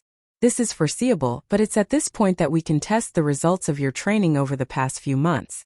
Let them come, we're not afraid at all." Murong Xian laughed. The others also had confidence in their eyes. They had prepared far too much for this championship. Under Chu Kuangren's training, they had even narrowly escaped death many times. If they did not win this championship, they would be letting themselves down, and they would be letting down Chu Kuangren, who had been worrying about them for the past few months. Sect leader, just you wait. In order to thank you for your training over the past few months, we'll give you the championship of this hegemony competition as a gift. Murong Xian said with determination. Then I'll be waiting. Chu Kuangren smiled. He himself did not care about the championship, but this championship was a chance for Murong Xian, Nangong Huang, and the others to hone their skills. If they could win the championship, it would be a great encouragement to them, and it would help them establish a brave and diligent Taoist heart. This kind of mental breakthrough was very important to their future cultivation. It was more precious than any elixir. At the same time, this was also the reason why the other orthodoxies felt threatened and dissatisfied with the Black Heaven sect's strength. The members of the Black Heaven sect were too domineering, and this had dealt a heavy blow to the Taoist hearts of the other sky prides. It was very likely that their Taoist hearts would be clouded and become traumatized. In the best-case scenario, their cultivation would be hindered, and in the worst-case scenario, they might even develop inner demons. In the first city at the arena of the championship, the orthodoxies entered the arena one by one. Just like the past few days, the audience seats were filled to the brim. The only difference was that the majority of the audience was more concerned about the Black Heaven sect than the championship itself. They wanted to see if the Black Heaven sect could continue to be so strong and finish the championship in an invincible manner. I guess before the championship started, no one would have thought that the Black Heaven sect could come this far. It's just unbelievable. Yeah, the world only knows that Chu Kuangren is in the Black Heaven sect, but very few people pay attention to the others. As time goes by, everyone has developed a misconception that besides Chu Kuangren, everyone else is not worth mentioning. The Black Heaven sect's performance has given everyone a slap in the face. Look, the Black Heaven sect is here. As the Black Heaven sect entered the arena, countless people chanted their name. Meanwhile, Murong Xian, Nangong Huang, and the others held their heads high. Some of them even opened their arms to greet the audience proudly. The mouths of the other orthodoxies twitched when they saw that. The limelight of this championship was completely stolen by the Black Heaven sect. Aside from the Black Heaven sect, the other orthodoxies were reduced to the background. In the arena, the 13th prefect was no longer in the judge's booth. Perhaps he had lost so badly yesterday that he was no longer in the mood to host the championship. Instead, it was the 12th prefect who was explaining to the audience. The fourth segment of the championship is also the last segment of the group stage. This is a group battle, and each group will send 5 members each, for a total of 30 people. These 30 people will be transported to a certain place to engage in a free-for-all battle. Every time they defeat someone from another orthodoxy, they will be awarded 10 points. This segment will end when only one orthodoxy remains, and the orthodoxy with the highest points will advance to the semi-finals. When the 12th prefect finished speaking, he raised his hand and slapped the void. Suddenly, a circle of light appeared, and a surge of spatial energy spread from it. It was obvious that this circle of light was connected to another dimension. It was similar to a secret realm constructed by a sage. Now, may the members of Group Alpha please send their members into the arena. The 12th prefect said.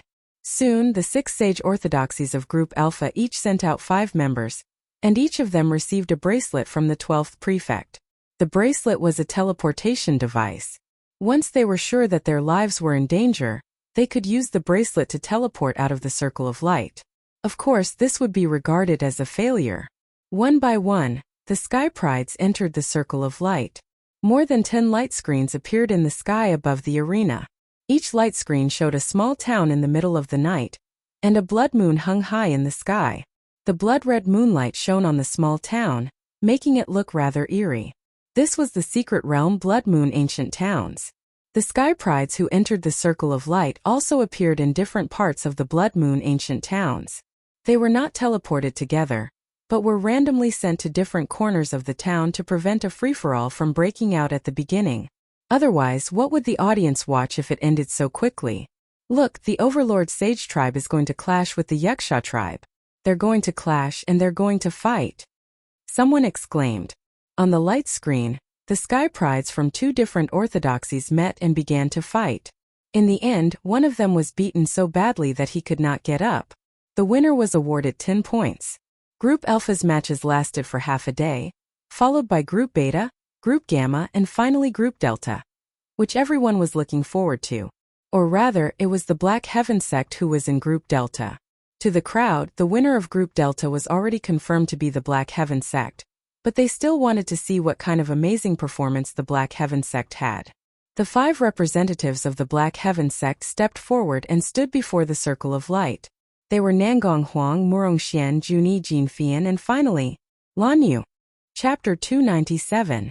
Look, it's young Emperor Lan Yu. She's also going to participate in this battle. That's great. I can see my goddess's valiant and formidable fighting posture again. Bulsh *T, that's my goddess. Other than Lan Yu, Nangong Huang, and Murong Xian, I wonder how strong the other 2 girls are. The crowd discussed among themselves, anticipating the Black Heaven sect's performance. In the skybox, Qin Wushuang said to Chu Kuangren, sect leader, I can understand why you sent Juni, but why did you send Jin Fian? Honestly speaking, she's not even as strong as I am. Wushuang, don't tell me you're unhappy that I didn't send you. Chu Kuangren laughed. I wouldn't dare. I'm just speaking the truth. Jin Fian is no match for you in a one-on-one battle, but she and Juni are more suitable in this segment. Qin Wushuang was a little surprised. He knew that Chu Kuangren would never speak without evidence. Since Chu Kuangren said so, he must have his reasons. Then I'll wait and see. Qin Wushuang smiled. In the arena, the crowd entered the circle of light after collecting their bracelets. Soon, the people from several orthodoxies appeared in the Blood Moon ancient towns. The moon looked so round. Jin Fian looked at the blood moon in the sky. The creepy red moonlight made her shiver uncontrollably. She took out a sword. It was a gorgeous fiery red longsword. Jin Fian channeled her spiritual power into the longsword, and it vibrated before the hilt turned in a certain direction. Over there. Jin Fian dashed towards the direction the hilt was pointing at. Meanwhile, in other parts of the Blood Moon ancient towns, the sky prides from various orthodoxies had also begun to move. In the spectator stands, the audience was staring at the screen. Look, someone's going to meet them. It's the sky prides from the Thunder Falcon tribe and the 8-Wind Palace. I think they're going to fight. Some of the audience members said expectantly. The others looked like they were ready to watch a good show too. However, on the screen, the sky prides from the Thunder Falcon tribe and 8-Wind Palace did not fight. Instead, they looked at each other, gathered together, and continued to search the Blood Moon ancient towns. This scene caused many people to be astonished. What's going on? Why aren't they fighting? They even gathered together, looking like they want to cooperate. It was not just the Thunder Falcon tribe and the 8-Wind Palace. Everyone also noticed that the geniuses from the other orthodoxies did not make a move after encountering them. Instead, they were searching for something in the ancient town. Everyone was dumbfounded. What was going on? They were here to watch a fight, not to watch them make friends hand in hand. The sky prides of the Thunder Falcon tribe, 8-Wind Palace, and Linghu family all seemed to be getting along with each other. What were they up to? Wait. Don't tell me they want to join forces to kick the Xiantian sect out first. Suddenly, someone reacted and said. The crowd burst into an uproar. Because from the looks of these people's behavior, it was highly likely that they were planning on doing so. The Black Heaven sect's performance had been too domineering, and they had completely crushed the other orthodoxies. It was not impossible for these people to gang up on them. Thinking of this, countless people cursed him for being shameless. F***ck, this is too shameless. 5 orthodoxies teaming up against the Black Heaven sect? Hey, are you kidding me? This is too much. I think the Black Heaven sect is doomed this time. But what if the Black Heaven sect wins? While many people cursed them for being shameless, they were also looking forward to it. Along the way, the Black Heaven sect had gained the upper hand with their overwhelming strength. Many people thought that the Black Heaven sect would win for sure. But now that something like this had happened, the situation was heading towards an unknown direction. They wanted to see if the Black Heaven sect could create a miracle in this desperate situation. Haha, 5 against 1, that's 25 against 5. Is this the style of the sage orthodoxies here? You've really opened my eyes. Chu Kuangren suddenly laughed out loud. However, everyone could hear the sarcasm in his words. Sect leader Chu, this is what they call the tallest tree in the forest. The Thunder Falcon tribe leader sneered. Sect leader Chu, please don't be angry. It's just a competition. All's fair in war. It's just an alliance. Sect leader Chu, don't tell me you're a sore loser. The other Sage Orthodoxy's sect leaders chuckled. It seemed like they had silently agreed with the Sky Pride's actions.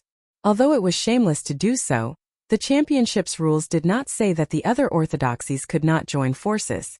The crowd looked at Chu Kuangren, anticipating his furious expression. However, they could not help but be stunned by what happened next. Other than mocking the orthodoxies earlier, Chu Kuangren's expression was calm from the beginning to the end. He did not look the slightest bit angry at all. Seeing this, the Sage Orthodoxy sect leaders felt like they had punched cotton, unable to exert any strength. Sect leader Chu, you really have a good temperament.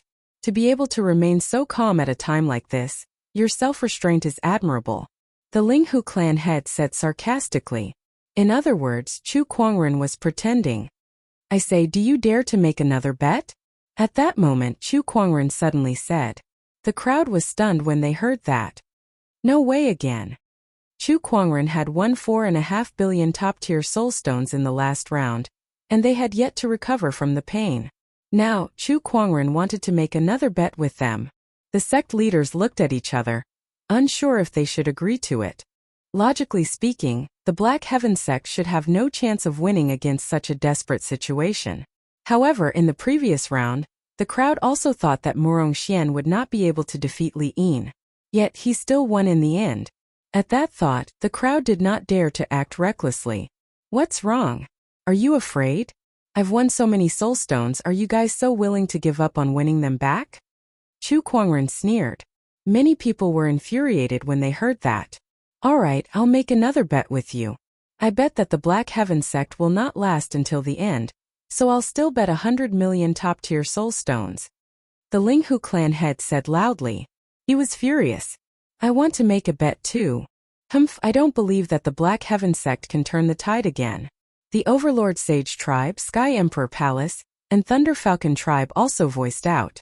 The other orthodoxies looked at each other. No one dared to make a bet with Chu Kuangren anymore. If they lost, they would not be able to afford it even if they were Sage orthodoxies. Thunder Falcon tribe, Sky Emperor Palace, Linghu clan, and Overlord Sage tribe, it seems that you guys are the only ones left. Very well. Chu Kuangren smiled. Behind him, the few Taoists looked at each other helplessly. My heart won't be able to take it if I stay with you, sect leader. It's just too exciting, Shuahan said. It turns out that gambling is addictive. Shang Qingshu sighed too. They looked at the light screen. Behind the Blood Moon ancient towns, a few people were heading towards Jin Fian's direction. It seemed that they would meet soon. It seems that the Black Heaven sect will have to eliminate one of them first.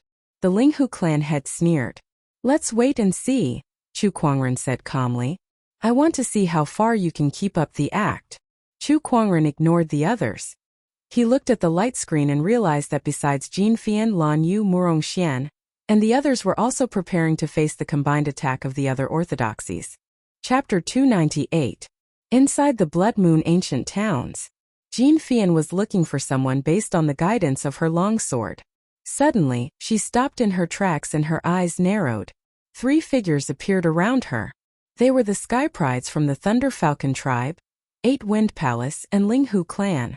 Jin Fian's mind raced as she quickly figured out what these orthodoxies were thinking. She could not help but chuckle. What are you laughing at? The Sky Pride from the Thunder Falcon tribe snorted. Nothing. It's just that this is the first time I'm being ganged up on by other Sky Prides. I feel a little proud and a little happy. Jin Fian smiled charmingly. So it's a crazy one. Let's go. The Sky Pride from the Thunder Falcon tribe snorted. They attacked from 3 directions at the same time. Sword chi, lightning energy, and fist strength were unleashed at the same time. The long sword at Jin Fian's waist was unsheathed with a clang, and a fiery red sword ray surged out with a scorching heat wave. Although Jin Fian had improved a lot under Chu Kuangren's training, it was still a tough fight for her. After exchanging a few blows, she dashed towards a certain direction. It's no use trying to escape. Everyone in the Blood Moon ancient towns is targeting the Black Heaven sect. Where do you think you can escape to? The three Sky Prides immediately gave chase. Jin Fian fought and retreated at the same time. On the other side, Murong Xian and Nangong Huang were also caught in a pincer attack from a few orthodoxies. Murong Xian, the Black Heaven sect is doomed to lose today. That's right. You won't be able to pass this round. On a certain tall building in the Blood Moon ancient towns, Lan Yu wore a gorgeous silver-white armor and held the scepter of light in her hand. Her wings were spread out, emitting a white light under the blood moon. An inviolable holy aura filled the void. Around her there were 9 people. These 9 people were from various orthodoxies. Among them were the young emperors Lei Mingtian, Ling Hutung, and Li Yin. Lan Yu, let me fight you. Lei Mingtian, who was also a young emperor, was the first to attack. Violent bolts of lightning gathered in his palm before he blasted it out. Holy protection! A white barrier of light appeared around Lan Yu. Lei Mingtian's attack was blocked by the barrier of light. Next, Lan Yu raised her hand and unleashed a fist-sized ball of light. Everyone be careful! Lei Mingtian shouted. Everyone mobilized their spiritual energy in an attempt to block the ball of light. However, the ball of light suddenly exploded in Lan Yu's hand. Rays of dazzling white light exploded, forcing everyone to close their eyes. The moment they closed their eyes, Lan Yu made her move. Taking advantage of the fact that everyone was blinded by the white light, Lan Yu moved through the crowd at a speed that was beyond the perception of her spiritual sense. With every swing of the scepter of light, a genius would be sent flying with every strike, falling face first onto the ground. Not long after, the 9 heavens favorites were sent flying. 3 of them lost the ability to fight and lay on the ground, moaning in pain. So powerful. As expected of the Yao summoning tower, 1 against 100. This kind of strength is indeed powerful. Lei Mingtian couldn't help but say seriously, no matter what, I must make the Black Heaven sect suffer today. Li Yin sneered. He stepped forward and activated the Black Emperor indestructible physique. His entire body glowed with a metallic luster, and he threw a punch that caused the void to rumble. Scorching light. White flames appeared on Lan Yu's body and turned into a giant fireball that smashed through Li Yin's fist energy. The fireball landed on Li Yin's body and sent him flying with the Black Emperor indestructible physique's protection. After Li Yin was sent flying for dozens of feet, he smashed into a wall. The wall caved in from the impact. It's useless. You can't hurt me. Li Yin stood up and laughed.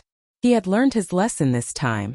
He knew that his weak point had been discovered by the Black Heaven sect, so he no longer used the Black Heaven Divine Spear. That way, his weak point would not appear. He could only rely on his indestructible physique to fight his opponent. But then he realized that something was not right. There were white flames burning on his body. Although they could not break through his defense, they were like maggots that could not be removed. Not only that, but the white flames were also continuously weakening his Black Emperor indestructible physique's Taoist rhyme. Although it was very slow, it was very effective. Li Yin's expression changed. What kind of flame is this? The Black Emperor indestructible physique is very powerful. Unfortunately, in the face of the scorching light, it can only be disintegrated. Lan Yu said calmly, be careful of this flame. Don't go head-on with it. Ling Hutung said. He leaped into the air and released sword chi to attack Lan Yu from afar. The others did the same. They had the advantage in numbers. They did not need to defeat Lan Yu quickly. As long as they depleted her spiritual energy, victory would eventually belong to them. On the street, Jin Fian was dodging the attacks of 3 Sky Prides behind her. The 3 of them used sword chi, fist energy, and even the power of lightning to attack her. Jin Fian dodged left and right, occasionally counterattacking. If it was a one-on-one fight, she could easily defeat any one of the 3. However, when they teamed up, she was under a lot of pressure. Jin Fian, you can't get away. The 3 Sky Prides chased after her relentlessly. You'll get beaten up if you keep chasing girls like this. Jin Fian laughed. I'd like to see how long you can laugh. The Thunder Falcon tribe Sky Pride let out a low growl, and the violent power of thunder gathered in front of him, turning into a thick lightning pillar that blasted out. Jin Fian held her long sword in front of her and blocked it with her sword chi. However, the lightning still sent her flying hundreds of feet away.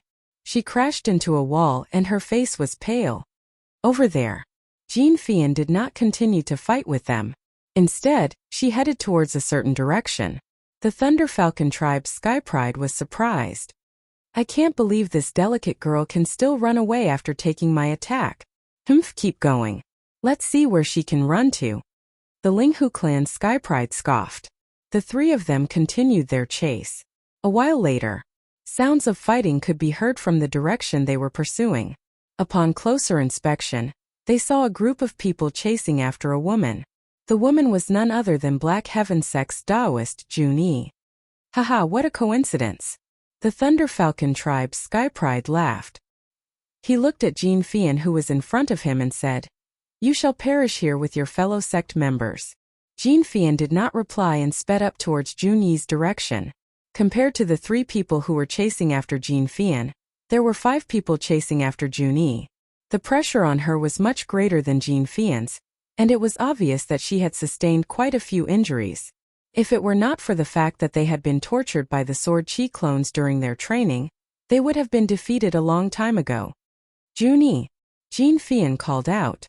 "Fian, you're finally here." Jun-yi, who was struggling to hold on, was overjoyed when she heard Jean Fian's voice. The two of them met up with their backs facing each other. Around them were 8 Sky Prides from different orthodoxies. Anyone with a discerning eye could see the difference in strength between them. Chapter 299. Sect Leader Chu, it looks like your Black Heaven Sect's 2 female disciples are about to lose, Linghu clan head said with a smile. The other sect leaders looked at him too. No one thought that Jean Fian and Jun-yi could turn the tables. The difference in their strength was too great. 2 against 8. Moreover, their cultivation levels were no weaker than Jun-yi and Jean Fian. How could they possibly win in such a desperate situation? The audience was also discussing among themselves. Many of them were feeling sorry for the Black Heaven Sect for being invincible, but they did not expect to be defeated by a few orthodoxies. Yes, they're going to lose. However, it's your disciples who are going to lose. Chu Kuangren smiled. The sect leaders could not help but shake their heads and laugh at his words. Wait guys, look. At that moment, someone looked at the light screen in surprise. Jun-yi and Jean Fian, who were originally in a desperate situation, each emitted an incredibly mysterious Taoist rhyme. One was as hot as fire, while the other was as gentle as water. The 2 completely different Taoist rhymes were supposed to oppose each other, but they were now nestled together in a strange way. 1,000 miles true flame heavens. 3,000 gentle water drowns the heavens. Jean Fian and Jun-yi shouted in unison, and terrifying sword chi shot out with the 2 of them as the center. The sword chi was formed by the fusion of 2 completely different Taoist rhymes, and its power was several times stronger than a single Taoist rhyme. Under the impact of this power, the 8 Sky Prides were sent flying. The sword chi that was closest to them had their flesh torn apart, and their bones broken. They lost the ability to fight back on the spot. What's going on? How did their sword chi suddenly become so much stronger? It's a formation. This is some kind of joint attack formation. F***CK, what kind of joint attack formation is this powerful? Their sword chi's power has increased by at least 7 times. The sword chi on Jean Fian and Jun-yi's bodies circulated, and their Taoist rhymes resonated with each other.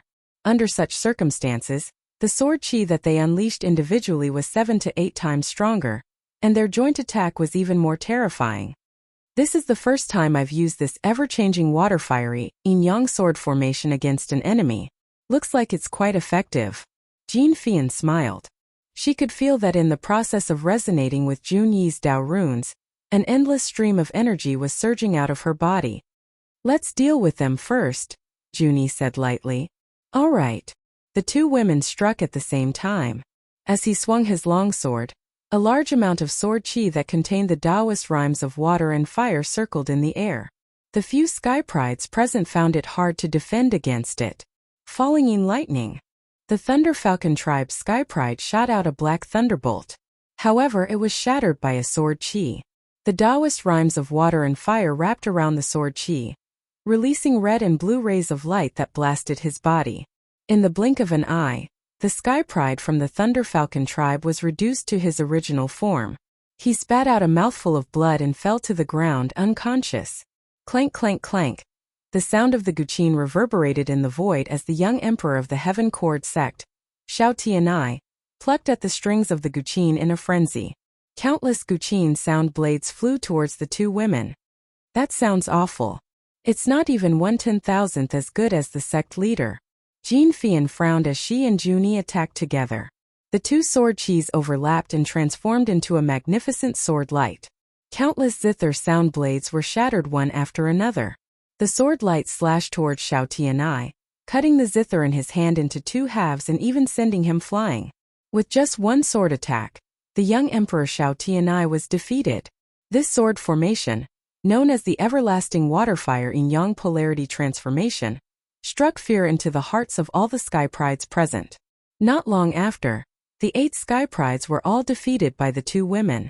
In the arena, all the sect leaders and Sky Pride stared at the scene in disbelief. They did not expect Jin Fian and Junie to be able to unleash such terrifying power. What kind of sword formation is this? The Linghu clan head gulped. The Linghu clan was also a sword orthodoxy that was as famous as the Black Heaven sect. However, even the Linghu clan head had never heard of such a sword formation, let alone seen it with his own eyes. Rumor has it that Chu Kuangren also has a powerful sword formation called the Four Seasons Sword Formation. Could he have inherited some formation grandmaster's inheritance? Otherwise, how could he have so many terrifying formations? The Overlord tribe leader said with a serious expression. The others also felt that it was possible the more they thought about it. In the skybox, Qin Wushuang finally understood why Chu Kuangren said that Jin Fian was more suitable than him for this round. It turned out that she could join forces with Junie to unleash such a terrifying sword formation. But sect leader, when did they learn this sword formation? Qin Wushuang asked in surprise. Not long after the training started, I had them learn this sword formation. I even greatly reduced the time they had to fight the sword chi clones. Chu Kuangren smiled. The Everlasting Waterfire in Yang Polarity Transformation sword formation was a starlight grade sword formation that he had obtained from the gacha roll. It required 2 sword cultivators who cultivated both fire-based and water-based swordsmanship to unleash it. It just so happened that Jin Fian and Junie fulfilled this requirement. Since they were both Taoists, their cultivation level and strength were similar, and they were close friends. They had great chemistry. In just over 2 months under Chu Kuangren's guidance, they could already use this sword formation quite well. Wait a minute, sect leader. The Blood Moon ancient towns are randomly teleported. If they can't find each other, doesn't that mean they can't use this sword formation? Qin Wushuang had another question. Did you notice the swords in their hands? Swords? Qin Wushuang glanced at them. They've changed their swords. They didn't use these 2 swords before. That's right. These 2 swords came from the Black Heaven Sword Mountain and were forged using a material called the Yin Yang Stone. They are categorized into a Yin sword and a Yang sword. Both swords can sense each other, so there's no need to worry that they can't find each other, Chu Kuangren said. Qin Wushuang came to a realization. I see. Sect leader, you're such a genius. Everything is under your control. I'm impressed. Pfft. I'm just making the necessary preparations for the championship. What kind of genius is that? Don't flatter me, kid. Although Chu Kuangren said that, it was obvious from the slight smile on Chu Kuangren's face that he enjoyed Qin Wushuang's flattery. Compared to Chu Kuangren's satisfaction, the Overlord tribe leader, Linghu clan head, and the Thunder Falcon tribe leader had a much worse expression on their faces.